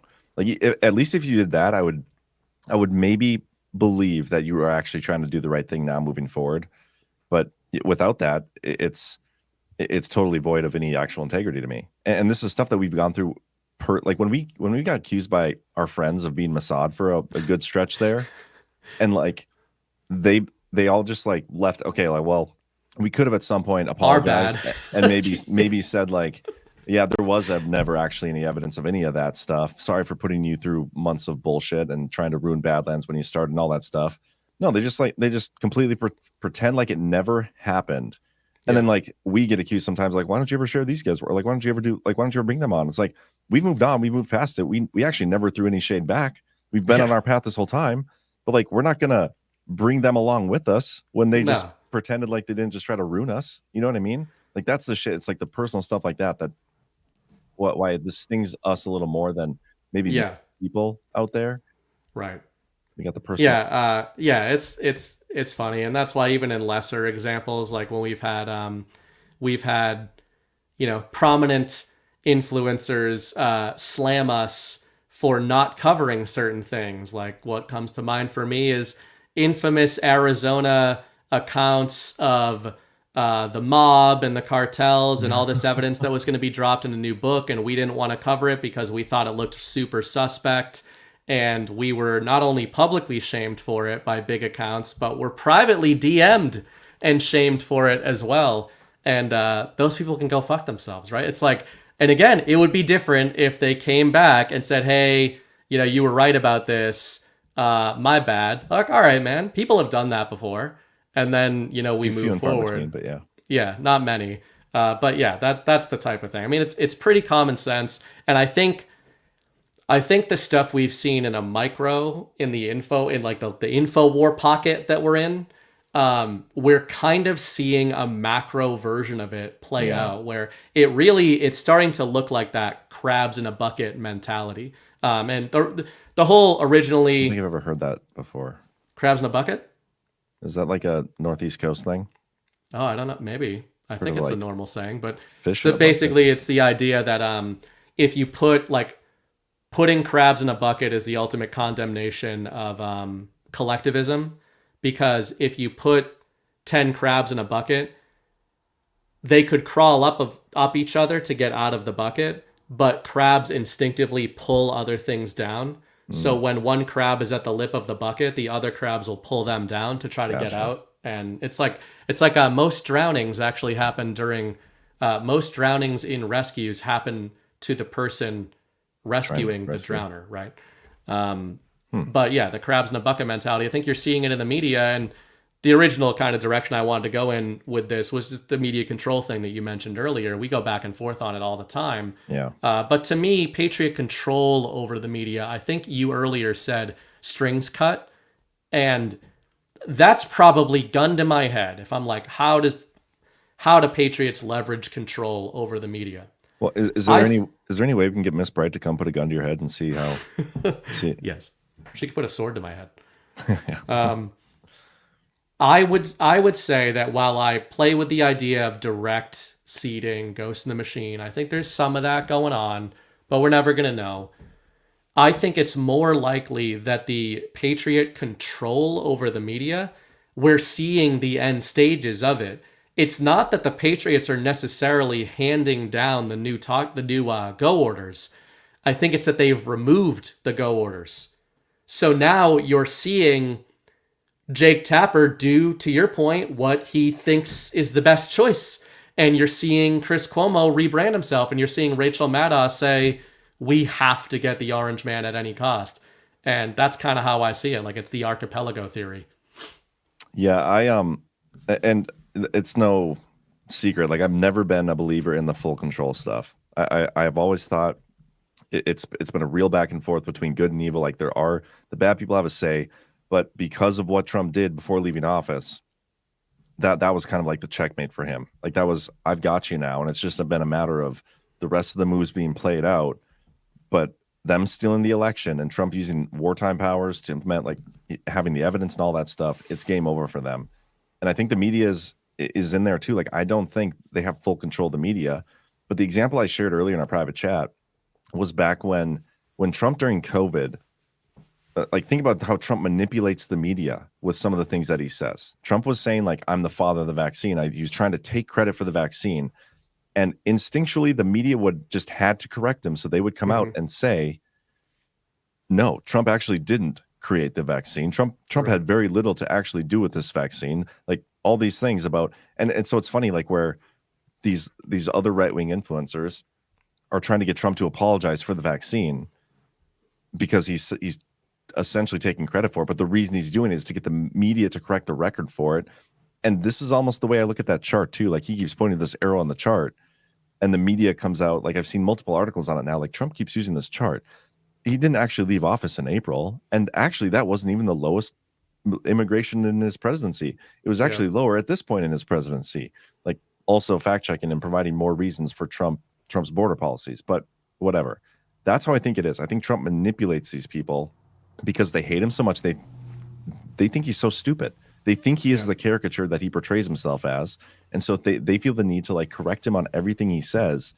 And they don't even realize that he's playing him like a fiddle. Yeah.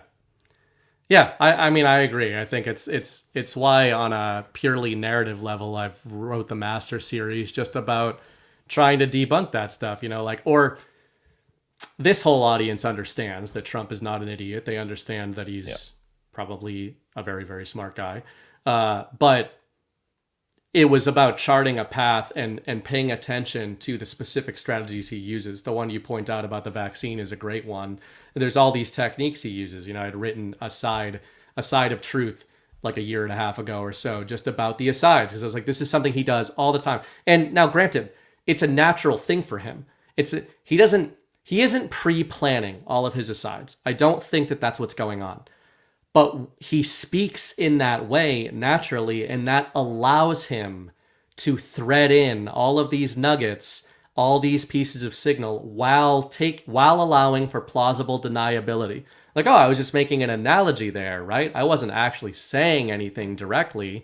And if you start paying attention to that, you understand. And to your point, I think the biggest thing he does, like the most effective technique he's used that probably goes in line with the whole devolution theory and a lot of the Patriot plan, has been lay out the bait, let the enemy take it, right? Like Russiagate, just name your scandal. One of my favorite ones that I think is the most obvious is quid pro quo with Ukraine, the perfect phone call, right? Whatever you think of Zelensky, Trump knew that the phone call was clean. So he does the briar patch thing that Kyle always talks about, where he's like, oh, whatever you do, don't listen to the phone call, anything but the phone call. Yeah. And then the phone call comes out and it's great. It's a perfect phone call. And that leads right into the Joe Biden quid pro quo with Ukraine. So he's done it over and over again. Yeah, no, I think you're spot on. And he also has this weird way of, like, and it's not even weird, but he always, like, speaks the truth when he's doing these asides. Like, he can be a little hyperbolic for sure. Mm-hmm. And he has a certain method of, like, everything that he does is, or everything that he's seen is the greatest thing everybody's seen and nobody could believe it, But that's, like, more of just that caricature that he presents. But he's actually telling you the truth. Like, when he says that I'm a wartime president, that was a real thing. when he says these asides and he goes into these things, I think there are certain things he knows he can't go into, and he'll catch himself on his aside sometimes, like changing course and preventing himself from going all the way there, of like actually disclosing some things he shouldn't. But then sometimes it's like he doesn't even give a shit. Like, yeah, the second term, which we're sort of having right now, like that's pretty fucking direct. It's I don't know. It's I love watching him talk. And you can see why I got such a kick out of Trump making an aside. I mean, he's done it a few times now because he knew that people liked it, I think. But naming a few weeks ago, the first time he did an aside about his asides, right? It's like there was a lot of, some people say that I don't know where I'm going with it, but there was a lot of stories told there in that side. And then he sort of did, now he's branded it the weave. And he did that on the Rogan podcast where he's talking about the weave. I named it the weave. Yeah. So good. I watched a little bit of Rogan does a Fight Companion podcast when he's not commentating on a UFC live. He'll do one with like Eddie Bravo and Brendan Schaub and some of those guys. But he did one on Saturday. With Eddie, right? Yeah, with Eddie. And Eddie was asking him about Trump's speaking style. Like, Rogan was like, yeah, it's hard. He kind of goes everywhere. And Eddie was like, it's the weave, man. You gotta fall into the weave. But we know Eddie is all about the signal. I love He knows Eddie. what's going on. Yeah, he's going to be on our Badlands election day coverage. Got that confirmed. So as long as he doesn't change his mind, that's happened before. We'll be like, yeah, man, come on. I'll definitely come on. And then like, hey, so here's Lane coming on. It's like, oh man, put me on with him so we can just talk fights. Not happening. I'm gonna need a little quid pro quo if I'm putting you on with Eddie Bravo. All right. Well, what do I have to offer? Have you even let us know when you're going to be available for election day yet? I'm available pretty much whenever you guys want. Whenever Eddie Bravo is, I just happen to be available. Yeah, only Bravo o'clock. No, we'll make that happen. Oh, that guy's great. He's infamous, and he, for anybody who doesn't know, who's not a hardcore martial arts person, Eddie Bravo became famous in martial arts for submitting one of the best Gracies in a pure grappling match, and he did it twice. The second time they were both older. That was like 5 years ago. The first time he submitted a prime core lineage Gracie with Eddie Bravo's jiu-jitsu, his own American brand of jiu-jitsu that he created. So that's why he became public enemy number one to many Brazilians. But to Americans, he's really a grappling pioneer. He wasn't a fighter in MMA, but in terms of grappling, he's a pioneer. People think because of his eccentric personality, that guy is a monster. And he was the dude who trained Joe Rogan in jiu-jitsu. Yeah, him and Joe Rogan are like besties, and some of my favorite interviews that I've been on his podcast because he's a savage. And he's just like so out there with everything. He reminds me of Patrick in a lot of ways. Yeah, he is like everything's Patrick. To the extreme. Yeah. I love it. Yeah, he's a good dude. Yeah, he's great. Yeah, but he did have a huge accomplishment in grappling, so he is not just a rhetoric guy. That's cool. Well, I'm going to text him and be like, Eddie, the reason I like you the most, I think, is that huge accomplishment you had in grappling. And that's all. That's how I want to say it. I know. You're like, who is this guy? I honestly didn't really realize who he was when he first reached out. And he submitted him, by the way. So that's a very big thing. So a lot of grappling matches end in points. Just like you go to the time limit. Basically, the better the grapplers are, the more difficult it is to submit them, even if you're dominating the match. Like, it's very hard to get a high-level black belt to tap out. If he knows he's going to lose, he'll just ride to the clock. He'll just protect himself. And Bravo was able to submit the Gracie, and the Gracies basically don't tap. Some of them have had their arms broken in fights because they won't tap. It's a point of pride for them. So that was like a huge thing in the martial arts world. Yeah. That's crazy. Yeah. We've got just one more little topic before we get to rants. I saw this come across my feed tonight from Molly Hemingway had originally posted it. But this is just talking about some of these scenarios. It kind of goes in line with what we're talking about with the media. New York Times, it's called The Gray Lady. in journalism school. I mean, this is still the paper of record, so they're still the narrative setter of the establishment. And it says there are 4 anti-Trump pathways we failed to take. There is a 5th. So this is just an op-ed, totally not the opinion of the New York Times, just their editorial board. And Maggie had summarized the points, but pretty much scenario 1 is... Can you send me this, by the way? Sorry. Yeah. It's the archive in the StreamYard chat. Okay.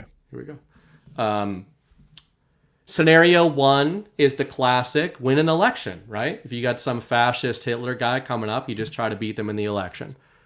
Scenario 2 is banning the candidate from the ballot, making him ineligible, etc. Scenario 2 has obviously failed. Scenario 3, having the GOP overturn its voters. That's how Molly summarizes their argument. Scenario 3 in this piece, they basically go into, if we can't stop it, if we as the establishment can't stop it, the GOP has to stop it. We have to see somebody in that party do it. That's not working either.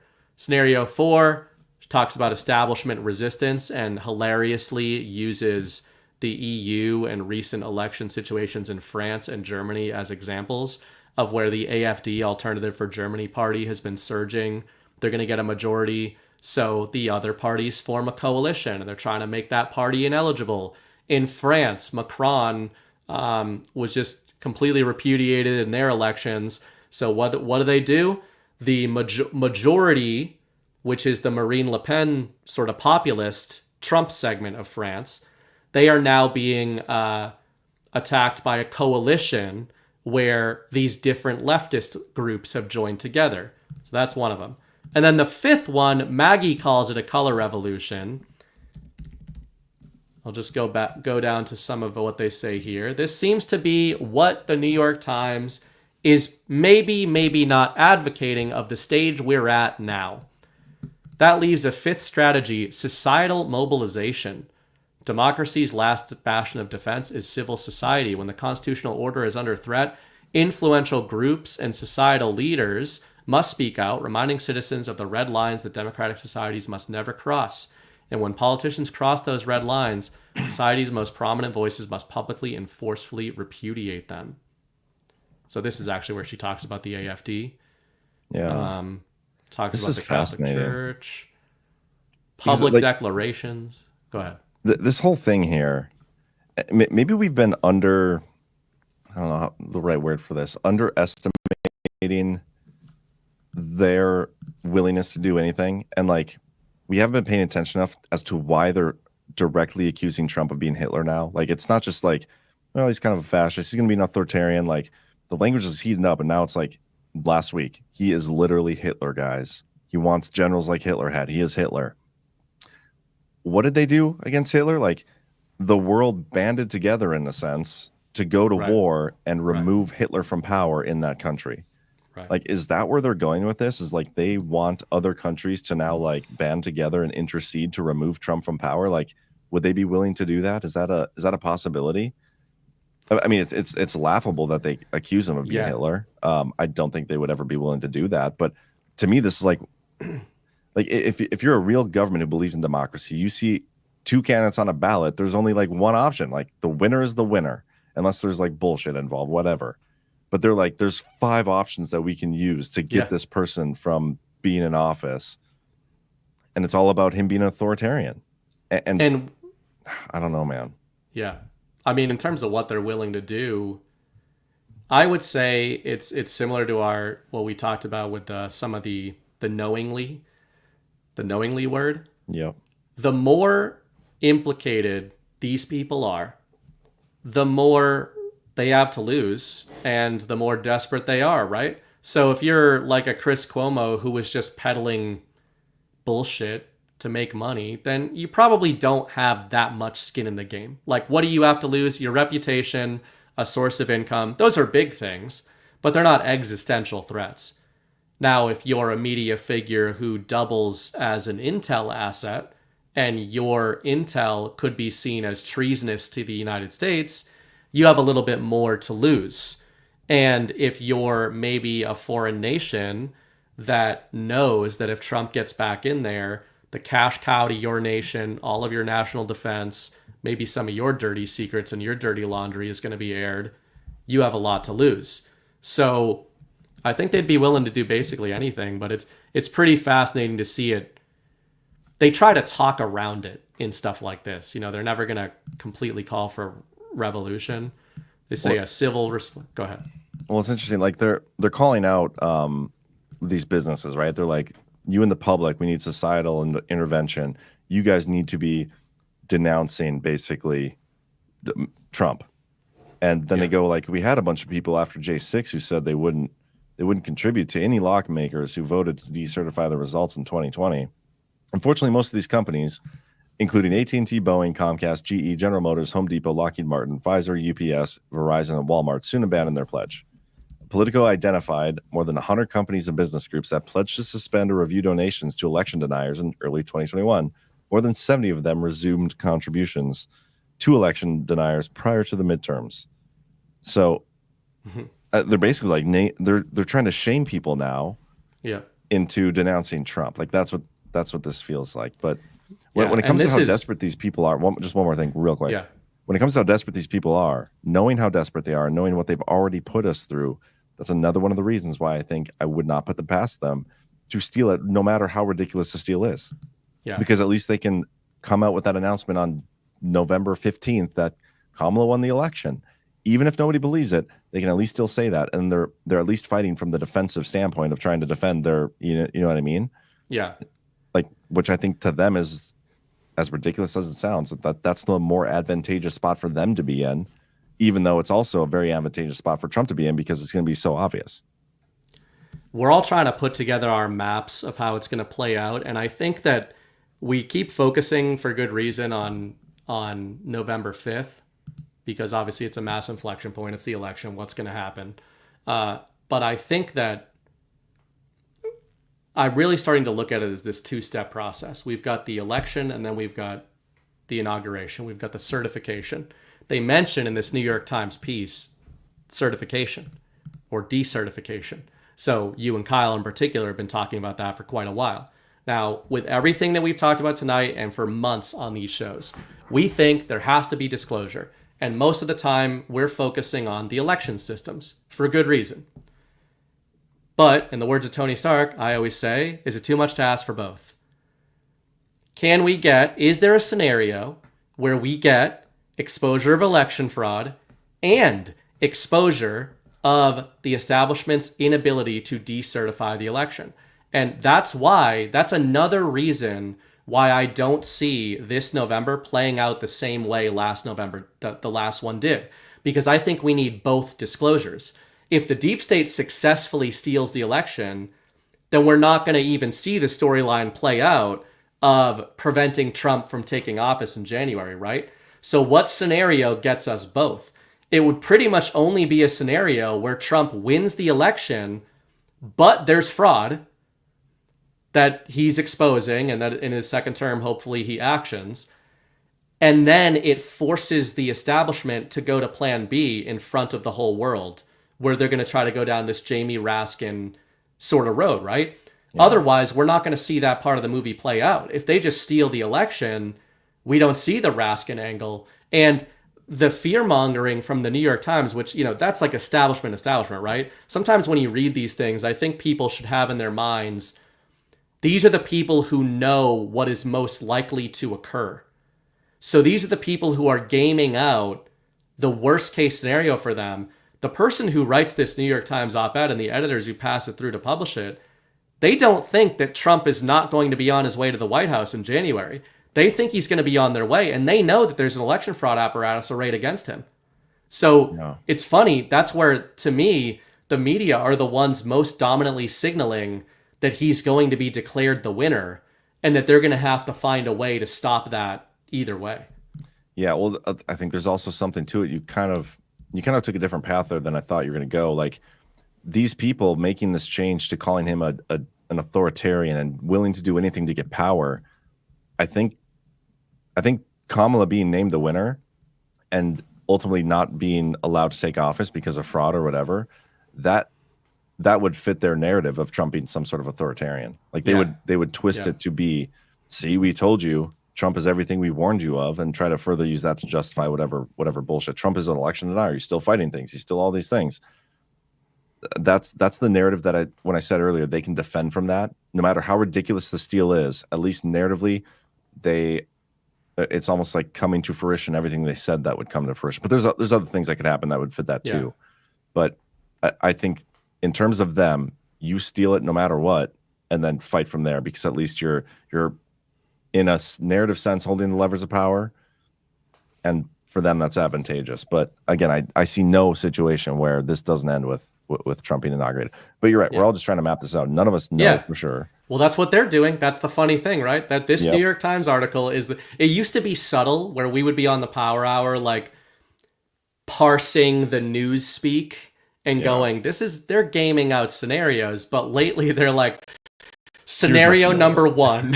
And they're like, Axios did it, Politico did it. Now we have the New York Times being like, so first, step one, we pretend we're a democracy. Step two, fuck this.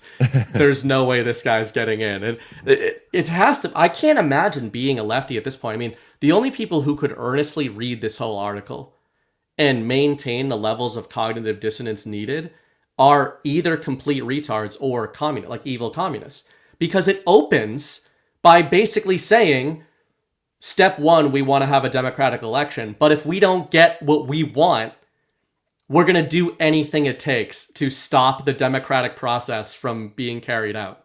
I also think there is a third option there, though. Like, and maybe it trends a little bit towards the retardation. But I told this story before. I don't know if it was on any of the shows you run with me, but I had an actual genuine conversation with two leftists like 3 weeks ago, 3 weekends ago. And it was one of the more like fascinating conversations I've had, just because I finally got a glimpse into that worldview. But it was like talking point after talking point. I've been thinking about this almost nightly. Like, how does somebody end up like that and not able to break away? But they never have. There's no reason for them to ever tune out of CNN. Like they're sitting there watching their CNN, Brian Stelter, Rachel Maddow, whatever, MSNBC, whatever they're watching, where they're getting their news from. They believe every single word, and they don't see anything in their actual day-to-day life that contradicts it. So they have no reason to not believe it's true. And so there is this representation of Trump out there, that he is this threat to actual democracy, whatever, authoritarian figure, all these things. And the reason they believe it is because they've never seen anything to contradict it. And anytime they have a conversation with somebody who contradicts it, and this is how our conversation started. I walked out on the patio at my girlfriend's house, and her dad was the one talking to him. And the neighbor was like cursing at him, like, fuck this, fuck you, I'm leaving, I'm out of here. Like, he was going to storm off. And luckily her dad's like, no, like, what are you doing? Let's just talk. Let's have a conversation here. We can be friends even though we disagree. And like calmed him down. And then we just had a 2-hour conversation about, why do you think Trump is this? You know, that was debunked, right? Why do you think Trump is this? Let me show you this on my phone, how that was debunked. Like, it was me repeatedly debunking all these claims they had. But when they said that they were in tears over the debate, when Trump, like, I can't believe Trump said on stage that Haitians were eating cats and dogs because these people have been through so much. Like, I was like, oh my gosh, you guys are so lost. Like, watch something other than MSNBC. It's crazy. And I mean, I know the Culture War YouTube guys sometimes talk about this, but if you watch the Disney Star Wars movies, oh gosh, the way the ultra diverse, ultra emotional Rebel Alliance acts in the Disney Star Wars movies toward the Empire is how people like that see themselves in this reality. I have no context to what you mean. It basically, they like the screaming liberal meme from 2016, the woman in the streets. They see themselves in this fictionalized version of the world. Like, they are good people, because people, unless you're just a complete psychopath, most human beings, we're protagonist based. It's like, I'm the main character of my story. It's very difficult to think of yourself, especially if you're stupid, as a bad person. Like, people that we perceive of as bad people, they don't see themselves that way. I mean, most of them don't. If they're a psychopath, they might. But most normal people that are voting for Kamala Harris and crying about Haitians, they don't see themselves as bad people. They see themselves as good people. So what they will do is, I think, they'll take any story they are told that allows them to map onto that framework, they'll take, right? So you debunked all of their logical, they were going to get you with all these gonzo journalist things. None of it's working because you have the truth on your side. But if the truth that you're saying to them, it's an existential threat, not to them as people, but to their personalities. Yeah. Because their whole worldview is, wait, I'm a member of the good people. I'm the Rebel Alliance standing up to the empire, which is Trump. If what you're saying about him is true, then it means my whole personality is based on nothing. Therefore, I don't have a personality to fall back on. Yeah. Like that's why some of this disclosure stuff is going to be so fascinating, because the reactions from some of these people once their entire worldview collapses is, I mean, honestly, like at this point, this late in the game, when there has been so many opportunities to kind of wake up a little bit, I'm kind of going to enjoy that part. Like whatever, like I don't wish bad upon anybody, but I might laugh at you while you scream on January 20th as Trump gets inaugurated. Like, how are you still that person? You know what I mean? But it is what it is. That's a good metaphor there. I like that. The other epiphany I've had dealing with people like this, a saying I've used for years and years in my personal life is, the truth doesn't become the truth. It always was. That's just like a personal mantra of mine. And it sounds so self-evident to us, right? Especially somebody like you, who's an evidence-based positive indicator guy, right? When you found the evidence to back up your devolution theory, that evidence didn't pop into existence when you found it. You knew it was codifying something that already occurred, right? About past events. What I think I've noticed about a worrying number of normal people is that they believe that something becomes true when they find it out. And what that does, the implications of that, is that if somebody is lying to them about something for years and then tells them the truth about it, they still like that person because they were the source of the truth. It's a weird time thing where like my in-laws, they fucking love CNN, right? They now acknowledge, and Chris Cuomo, ironically, was their favorite anchor because they loved COVID. They loved COVID stories. They were COVID super fans, as Chris would call them. And they loved Chris Cuomo owning the MAGA chuds who weren't putting the masks on, and we were all dying, right? All of us died. But when Cuomo was shamed and run out of town, and all of their reporting on COVID was proven bullshit, and they acknowledge now on the air on CNN that they way overblew it and we didn't know what we know now, they still watch it every day because now they must be telling us the truth about everything. It's just that over the last forever, they were wrong about everything. Because that's what's so crazy. It's like we'll acknowledge that we got caught lying to you, and it's true that we got caught, and it's true that we were lying, but that was the only thing we were lying about. So stay tuned. Or that we were wrong about. Yeah. That's nuts, man. All right. Rumble rants. Again, I just want to note that I'm willing to go longer. Bernie Bright's the one shortening the show. Oh, right trust here, me. So. We haven't hit the Rumble rants. Oh, we're 2.5 in. So we'll see. We'll see where these go. We spend about 20-25 minutes on each rant. Okay. I'm done. Tom Terrific 54, $25. Trump's rally at MSG has me jazzed up. I look forward to election day. Being jazzed up works if there's a rug as well. He wants everybody jazzed up for the rug. Yeah. Brent Dwayne Cates, $10. My man crush on BB is not weird. It's not weird, but that is a little gay. I mean, yeah. Which is fine. It is a little weird. I think the Cates bros are coming to Myrtle Beach. Oh, awesome. Oh, and Dwayne, good to hear that you must be doing better. Yeah. I think he's in Florida. He started the Brian Cates routine. Oh, sweet. Of everything. And yeah, I believe they're both coming to Myrtle Beach. So looking forward to seeing them again. That'll be good to see you guys. Yeah, I think Brian's been doing carnivore, right? Yep. Nice. Tanning every day. He's a a bronzed goddess now. Like Zach. Yeah. Julia Alberta. Tiffany is also in Trump Tower. Tiffany's is also in Trump Tower. Tiffany is too, probably. Tiffany and Tiffany's. Yeah. I don't feel like I know any Tiffany's of our generation.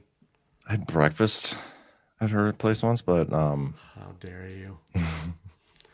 Q of Swords 3, $25. Melania zebra dress, meaning power and strength, wealth and status.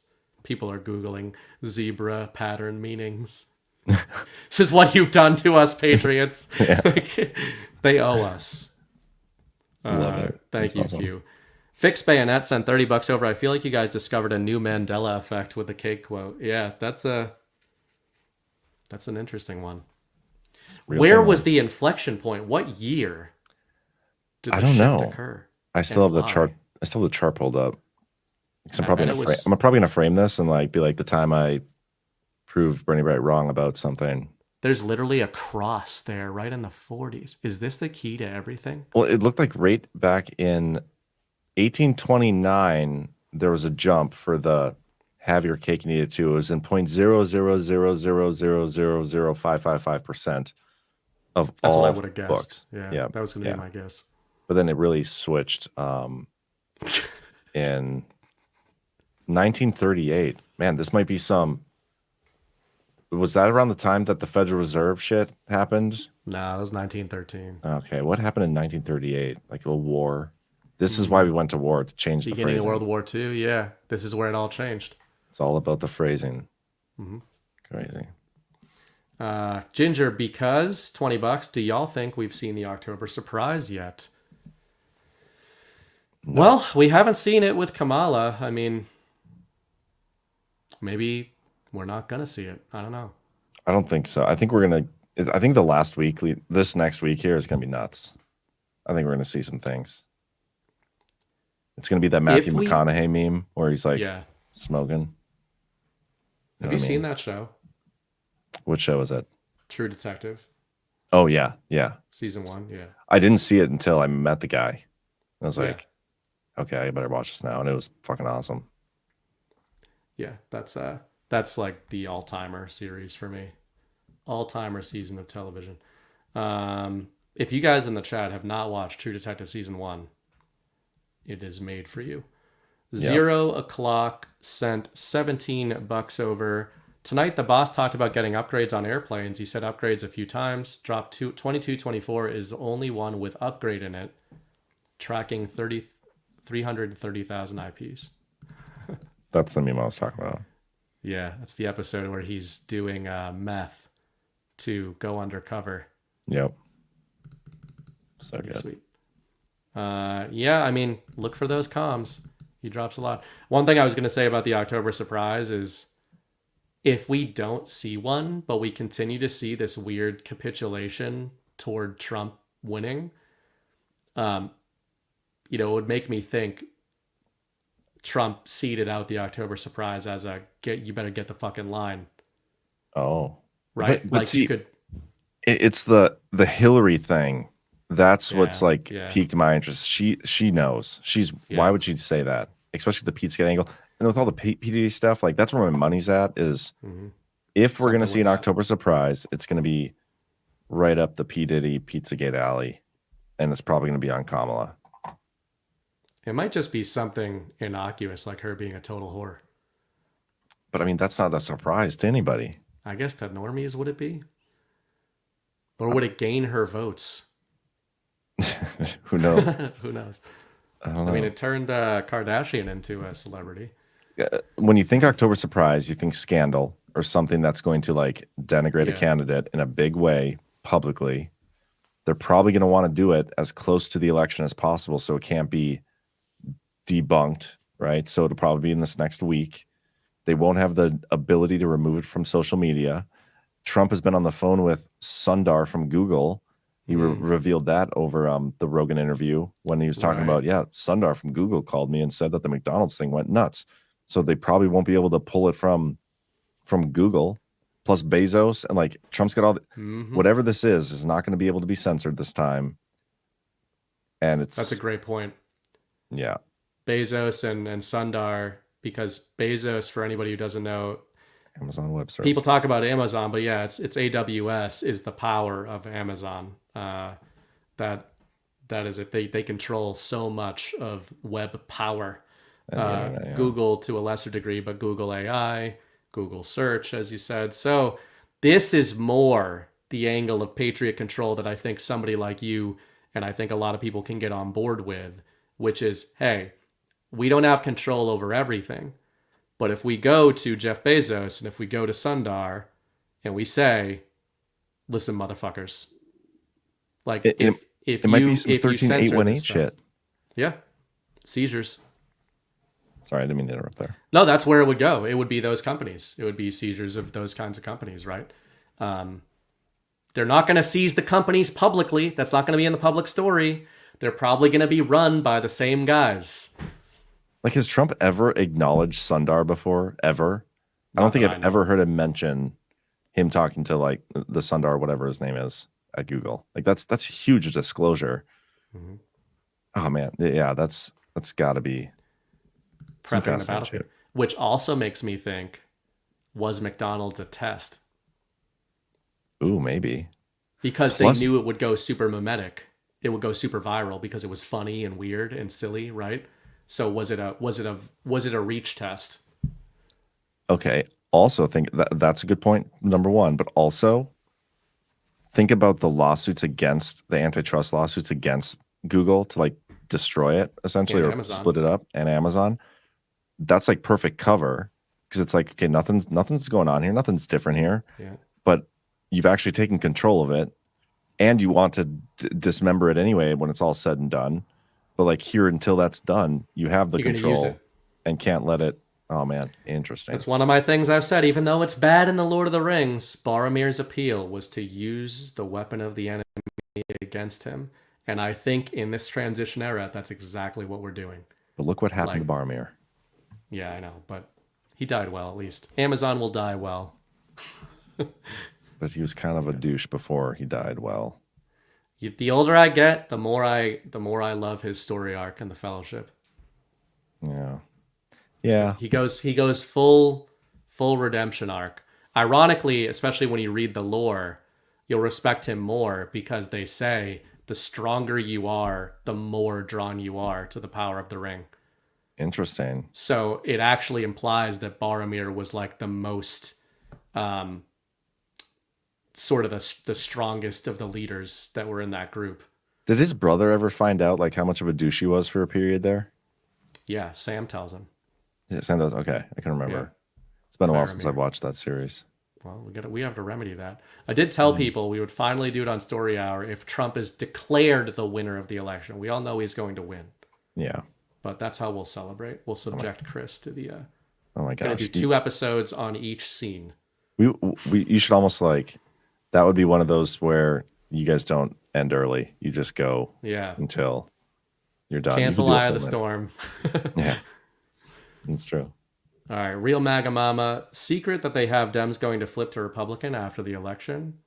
I like that.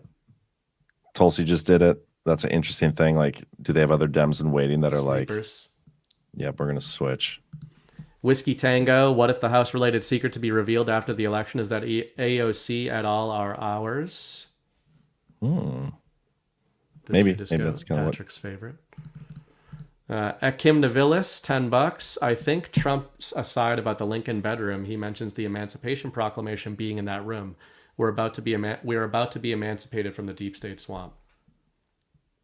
It's an interesting one. Probably has something to do with that. It could have to do with the Civil War. It could have to do with the fact that Lincoln turned U.S. cannons on American citizens during the Civil War. Maybe it just has to do with tall ceilings. The bedroom has tall ceilings. It could be. Whiskey Tango wasn't the Lincoln bedroom thing during Clinton's presidency because the Clintons either charged money for people to stay there or they used it as a favor and benefit. Could be. It could also be that Trump just actually loved that bedroom and he just wanted to talk about it. He's got 3 hours to fill, which you'd think is no problem, but right. Just talk. Who knows? 1027 JS, $15. Still celebrating my birthday. Well, happy birthday. Happy birthday, Joe. Wait, 1020. Hold on. This is all making sense. 1027 JS was born on 1027, and and sent a rant in on 1027. Decode that. That's pretty Take good. that, Stormy. I found out Chris's birthday. I wrote this down to make sure. Chris's birthday is on the 1st, and I still need people to remind me to wish him that birthday on the 1st, so I don't forget. But it is Joe's birthday, 1027 JS's birthday, until his birthday because of the birthday rules you established. So That's true. Yep, that's fair. I'll allow it. Has standing. Whiskey Tango. P.S. I accidentally tagged myself in the first rant because I'm on my phone and couldn't see the screen. I almost sent you $500 instead of $5 too. we would have liked the We'll $500 just try rant it better. out again. Yeah. I mean, we like the $5 rant, but 500 would have been bigger. I get you a lap dance. Salt Muncher. To be move. fair, you probably wouldn't say dude Jerome. You would probably say Ugh. Dude Jerome. Oh, he's making it the sound that you would make if Jerome Powell was lighting your pants on fire. Oh, I get it. Mm-hmm. You'd Probably probably be scream in really pain. displeased at the turn of events. Yeah. My brother Jerome, how dare you? How could you do this to me? You're only supposed to light the economy on fire, not our pants. VP Nichols, $10. Regarding linguistics and inflation, DJT is saying he will end inflation, not reverse inflation, not get inflation to zero, but end inflation. He's ending the system in which inflation is a thing. Great point. That is a great point. Sparrow That is an interesting 64. point. I like that point. Yeah. See, sometimes it's that, like, besides Trump asides, he says super simple things that you're like, you just gloss over, but then you go back to them and you realize he just told you. I really love that point. That was a great rant. End inflation. How do you do that? That's a great one. Because in order to end inflation, you literally have to end fiat monetary systems because they inflate. It's like you'd have to go all Bitcoin. That might be my favorite rant of the night, other than the imaginary $500 one we almost got. Right, that was great. So far. Sparrow, what scenario do you envision Trump sentencing on 11/26? I bet it's going to get delayed again. Probably. We shall see. But depending on how things play out, like Wins that an could be election them. and then goes to jail. Like, yes, wins the election. We need to put this guy in jail immediately. I love it. Yeah. He's going to jail. That's the pick. Could be fascinating. Do it for us, Donnie. John Quincy Adams, 17 bucks. Fact, smoke detectors cannot protect you from someone coming into your house and lighting your pants on fire. That's another. It's a defected thing I often have ranted about, my anxiety about smoke detectors. You have anxiety over smoke detectors? Why is that? Yeah. Like once a week, I will just remember with dread that they could just go off if the battery dies. Oh, yeah. And then all of them go off. I got mine And- like wired in. Yeah, that's what mine was. That's terrible, though. Here, if the battery dies, even though it has wired power, they'll still go off. Oh, you must have some bad fire detectors. It's bullshit. No, it's funny. Like my kids had a fire week at school, and I learned more about fire safety than I even knew possible. Like I have a fire plan in my. I have like 3 exits in my house, and I have a fire plan of like, if we're in this room, this is the door we're gonna go out. Like it's just so funny. But yeah, I was quizzed about the fire detectors and when the batteries were replaced and if they work and all that shit. So I'm up to code. I'm up to kindergarten code. I received photo evidence of John at that specific section. So you're telling me stop, drop, and roll? The first two make sense. The rolling, I just don't understand. Are there any executive orders about this? Crane Up 59, $34, 17 for Bay and 17 for me. Q set us on a course which they didn't expect, so kudos for the Q team. Anon's rule. Thank you, Crane. Is Crane going to Myrtle? I don't know. I think I saw something in there earlier where he's like, he may not go. Because, I don't know. Whoa. Yeah. Wow. But okay, Crane. If he's probably still in the chat, so you could confirm or deny. That'd be appreciated. Crane, confirm or deny? Crane Up, John, it's part of being a dad.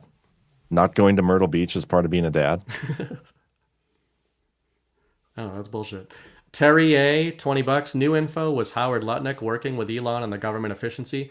Howard drilled home the income tax free time in our nation and questioned why it's still in place. Notable, appreciate you both. Good call out. Yeah, a way to make government more efficient is to give it less money, which means tax us less. Howard Lutnick. I'm going to look that up. Prevost13, thanks for another good show. At several rallies this week, Trump called Anderson Cooper Allison Cooper. He was very blatant about making sure he said it. Any thoughts? Just curious. Trannies, something about trannies, probably. Yeah, sometimes I think he just does that to, like, I don't know, draw people's attention to it, maybe piss people off, like, because the media is also running with the narrative of Trump's having dementia. Do you think at some point they pointed out, like, Trump calling Anderson Allison on their network about the interview or something and played the clip of it? I don't know.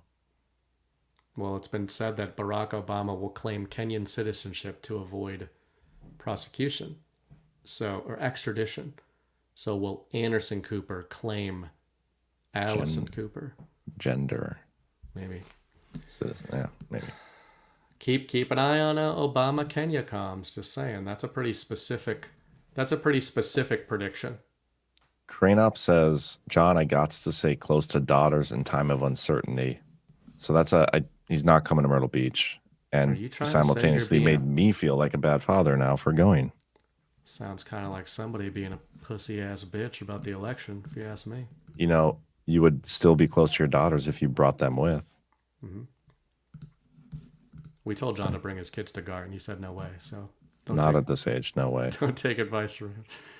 I can't get 2 feet away from them. Like, they would be on stage with me the whole event, I feel like. Yeah. Poso for Hope, Salem witch trials was a land grab by government officials. But was it a land grab from witches? Because if so, I'm okay with that, right? If they're executive order, what's the executive order where I can take stuff? Actual witches that were burnt at the stake for burning stakes, then I'm okay with that land grab too. The land should go into the public domain. I see no problem with that. They're probably a bunch of bitches. Well, maybe we'll get some disclosure on this with Trump back in too. We want some Salem witch trials disclosure. Most overrated thing to ever do in New England is to go to Salem, in my personal opinion. Never been. Everybody's all about going to Salem, especially around this week. Halloween. Don't do it. Traffic. They do all this stuff there, but I mean, imagine being those women who were like crushed to death and burned to death, and you're like, you've turned it into just this candy town thing. Come see where we committed horrible crimes against humanity. Yeah, my dad was one of the people who burned those bitches. That's funny. Somebody much older than Dad. Yeah. Coat herder, $17 per coffee. COVID lawyer. Judges ruled no standing and that lawsuits should have started before the 2020 election. Many lawsuits before 2024 election is the difference now. Any thought that they've already been filed? Maybe. As Chris says, like, do the lawsuits matter in a fake election? Right. Maybe. Are they narrative lawsuits or real lawsuits? Like, who knows, guys? Blue 7i, $20. Though you both hate each other, LOL. You work great together. That's why it works. We're trying to keep this family together, you know. And just when the kids get older, like when Kyle and Chris and Patrick get a little older, Zach and Brad, we'll bring him. We'll sit them down. I think we are the 2 youngest in Badlands, aren't we? Mm-hmm. I meant like, you know, spiritually, in terms of enlightenment, just that kind of thing. Yeah, we're definitely the most mature of the crew, I'd say, and like, yeah, I get it. Yeah. But yeah, I still do hate him. Yeah. Yeah. Posto for Hope. Commie Cuomo's need to be jailed. Crimes against humanity. We'll see. Nursing home stuff. Oh, they're all turning on each other in New York. Yeah, A.S. that's true. Davis, $17. What if the election cheating is made to be so obvious the military steps in, and what if the scare necessary event is the military tribunals? The ending will not be for everyone. I was told tribunals already happened and all of them have been executed, and they're all wearing masks and clones and shit. So, yep, that's the truth. That's how about that?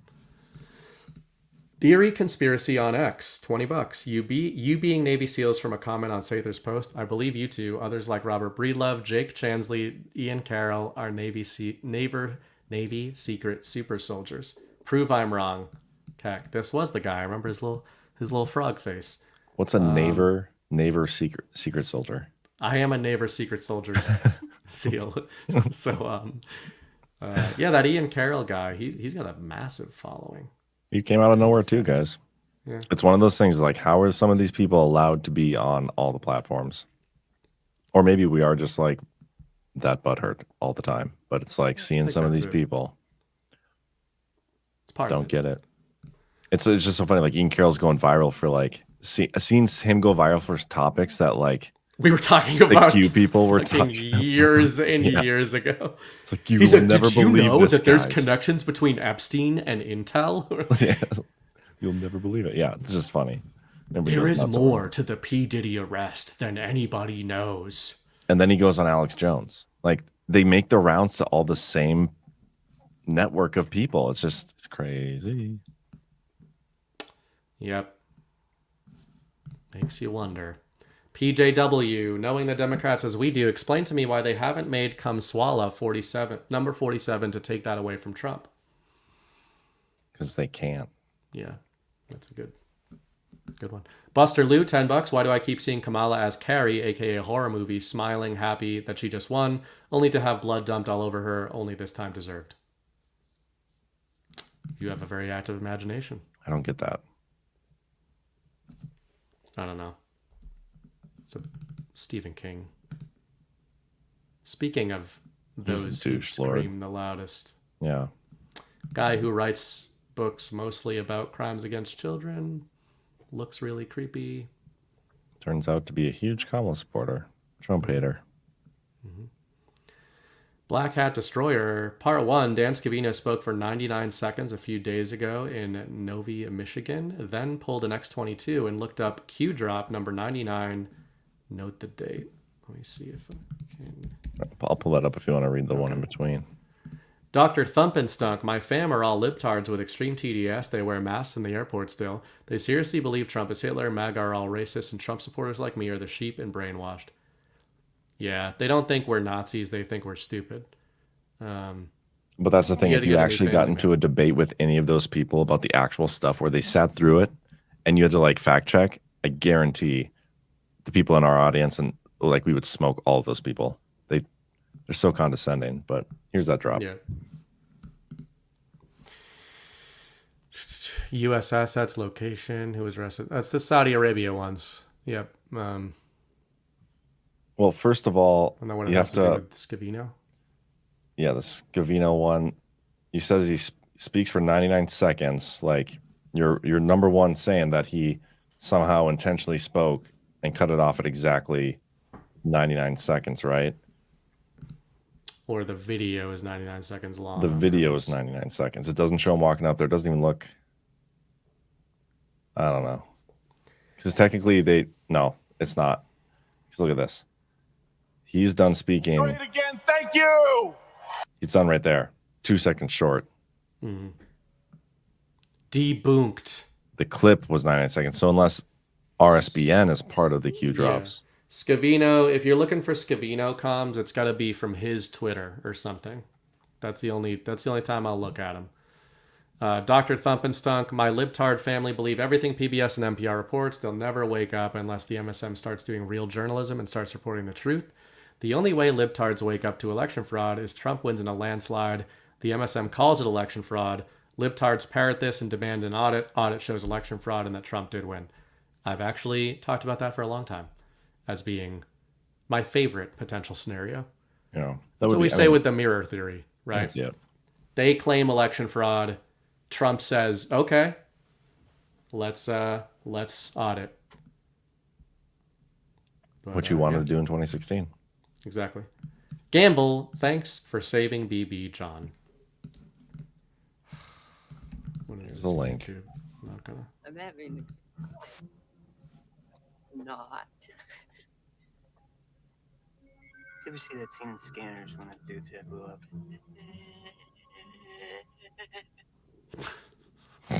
Thanks, Campbell. It's exactly what I expected somehow. Damodlin, why did Trump not mention Ivanka at MSG tonight? See you at Myrtle. I don't know. I'll tell you at Myrtle. Yeah. We got to check with our handlers. They didn't give us that on the run sheet. Yeah. Nevada Runner, $10. Great show. Go Patriots. Yeah, the Patriots won a game today. They did. We can still beat the Jets sometimes. That's it.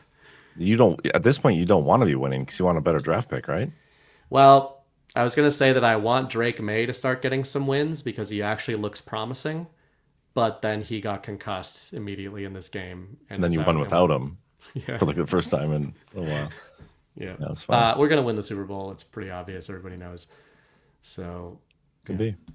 Pilot Bryce, $200 from Pilot Bryce. Pilot Bryce always flies by with a nice drop like this. Well, not always. Yeah, he was on fire last night too. So he's This money is for BB. John gets none because he still has that Ohio State sign behind him. Kyle gets my subscription money. Here's to 2 years of intellectual gold, BB. Glad you aren't just a tiger anymore. 2 years of intellectual gold. Quote John Harold was here when that was quoted. Well, number one, I didn't know gay dudes liked tiger paintings. that's number one. Number two, that's not how the money works. You don't just get to like put in a rant and be like, I want this much here, this much here. We're not a wealth fund, guys. We're not financial advisors. We split the money. So okay. But thank you, Pilot Bryce. You can suck it. Steph and Asia. See you later. Did you see this Dem playbook plan for Election Day? There's a reason Trump says to vote early. Tyler Bowery. I don't know what the plan is, but I'll check. yeah, it the out. vote early thing is interesting. I have not done it. I have not followed the directions. I haven't either. More so because I'm going to vote on Election Day. I just think it's so interesting the reason they switched. Yeah. L. Phillips, if Liar's Pants actually caught on fire, a joint session of Congress would look like the firebombing of Dresden. And Jerome Powell was behind all of it, lighting everybody's pants on fire. Luke 74. 7486. I like how Trump said, hire American, illegal immigration is one thing, but it'd also be great to reduce temporary work visas so my apartment can be American again. Many such cases. Pilot Bryce, $5 more for BB because he said pussy ass bitch. That's my love language right there. Thanks, man. You pussy ass bitch. Hopeful theorist, another every time $5. every time you call him a pussy ass bitch, Yeah. $5 more. Another $5 identifying as $500. Hashtag someday. John, thanks for doing another long show this weekend. I appreciate learning that I cannot have my cake after I eat it. Mind blown. Great work, BB, as always. Here to educate. Yeah, this is so Friday we had the long ass Liberty Den. Yeah. Last night. But that was mostly Rogan's fault and Trump. Yeah. But no, that was like a 4-hour show. Last night, I don't remember what time we got done. It was like after midnight though, I'm pretty sure. Then tonight, what are we on? We're on 3 hours. It's pretty good. Almost. We're almost done now. Hopeful theorist, another 5. Oh, I got that. G. Stan Lee, 19. Was Ian Carroll a Bobby Kennedy fan? Makes sense if he didn't start popping up until Bobby went for Trump. No, He's he's been like around. a TikTok dude doing debunks and Doing conspiracies. Acceptable conspiracies. Yeah. Like acceptable. Did you know the Federal Reserve isn't federal or a reserve? But not a single thing about election fraud. Which I know it's like my baseline, but I think there's a reason. It's for the that. baseline of their system. That's why we Yeah. talk about it so much. Yep. But not on any of those platforms. No. Cranop 59, $17. No to Myrtle Beach, unfortunately. No to Vegas too. Especially if at Ahern. More Ahern. later. All right. Doesn't like We'll talk. We'll chat, man. all right, Crane. I don't know. I don't know what the drama is between you and Vegas, but That's all of them? that is it. That's all of them. I'll double check, see if we Oh, had any got one boosts from- at the end. Got one more. Kitsko, I'm voting early due to the fear porn hurricane being predicted for November 5th. We ain't scared of no storm. Knock on wood, but good shit, Kitsko. Well, you clearly are if you're voting early because of it. I drove by a Jeep on the highway today and it was broken down, as most Jeeps tend to be.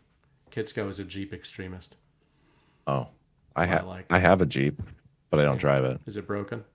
No, it just. Well, I mean, it's not broken. Like it's Broken drivable. adjacent. It's drivable. I just don't have confidence. Yeah. The last time I drove it for a long distance, a tire exploded, and it gave me a little PTSD. And so I was like, you know what? Yeah. It's time to just bite the bullet, get a new one. But my son wants it when he drives and he will not let me sell it. Like, and he's like, he has that kind of attachment to things.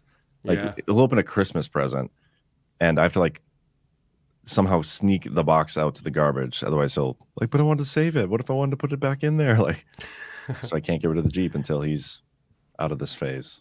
I cried when I was 4 years old. We lived in like the ghetto, and my dad had a black Jeep, and we couldn't afford like a better one. So he had fixed it so many times, and then finally he couldn't fix it, and they towed it out of our driveway. And I loved cars, and traumatic experience. See, I don't want to do that to my kid. Yeah, I was like screaming at the tow truck driver. I was like, "They're stealing the Jeep." If my kid ever turned out like you because of something I did like that, I would never forgive myself. So We never had a Jeep again, though. Can't do it. So, just saying. Anyway, that's it. Thanks for watching, people. If you want to leave a boost, you can always do that. We'll get it next week. Otherwise, I guess thank you too, John. But you know, fucking faggot. Whatever. But should be a super normal week. Nothing will happen. Nothing weird. Nothing notable. I'm sure it's just gonna be totally normal. Oh, I want people to know. Cue people in the audience. You will like this. It is time. The movie for Tuesday night is... What is it? It is fucking... Not Eye of the Storm. What's the... Eye of the Storm. No, it's... The movie is an episode of Eye of the Storm. It is... Jesus, it's synonymous with Eye of the Storm. White Squall. There it is. Good job, bud. The movie is White Squall. And they're telling me what the movie is. Yeah, so we're going to see. I don't think it's that great of a movie, but we're just going to talk about Q drop stuff, probably. I feel like you have like early onset dementia. Like there was an episode last week where you're like, what's that word where you don't let somebody out of prison or whatever, they committed a crime, but you let them out because you couldn't figure it out? Man, that's funny. I genuinely worry about head trauma because I took a lot of it. Hopefully not. You should be a Whatever. little Maybe more it's worried just about 'cause we that probably face just do trauma. this shit too much. Maybe. That's It's not easy being fully invested like this, but anyway, whatever. No, it And would be head great, guys, trauma. if you all hit that thumbs up and made this the most watched, most liked Defected of all time, and then we can just permanently remove Kyle, I think. And I'll just I'm just kidding. I'm just kidding, Kyle. Get better soon. Get better, Kyle. We will probably see Kyle Sunday for the last show before the election. Otherwise, we'll see you Wednesday. Oh, I'm supposed to end the show, aren't I? Yeah. Do I end with the Oh, and thank you, Love Litters, for sponsoring us. Go get some litter for your wife or your cat or your Canadian. and Pet Club? Yes. But also, so do I just play the intro video as the outro too? Just do the Badlands outro. Okay. We don't. I'm gonna we do don't that really now. play So, anymore. any final thoughts? For my whole life? Just for the show. No, I'm good. Okay. Bye.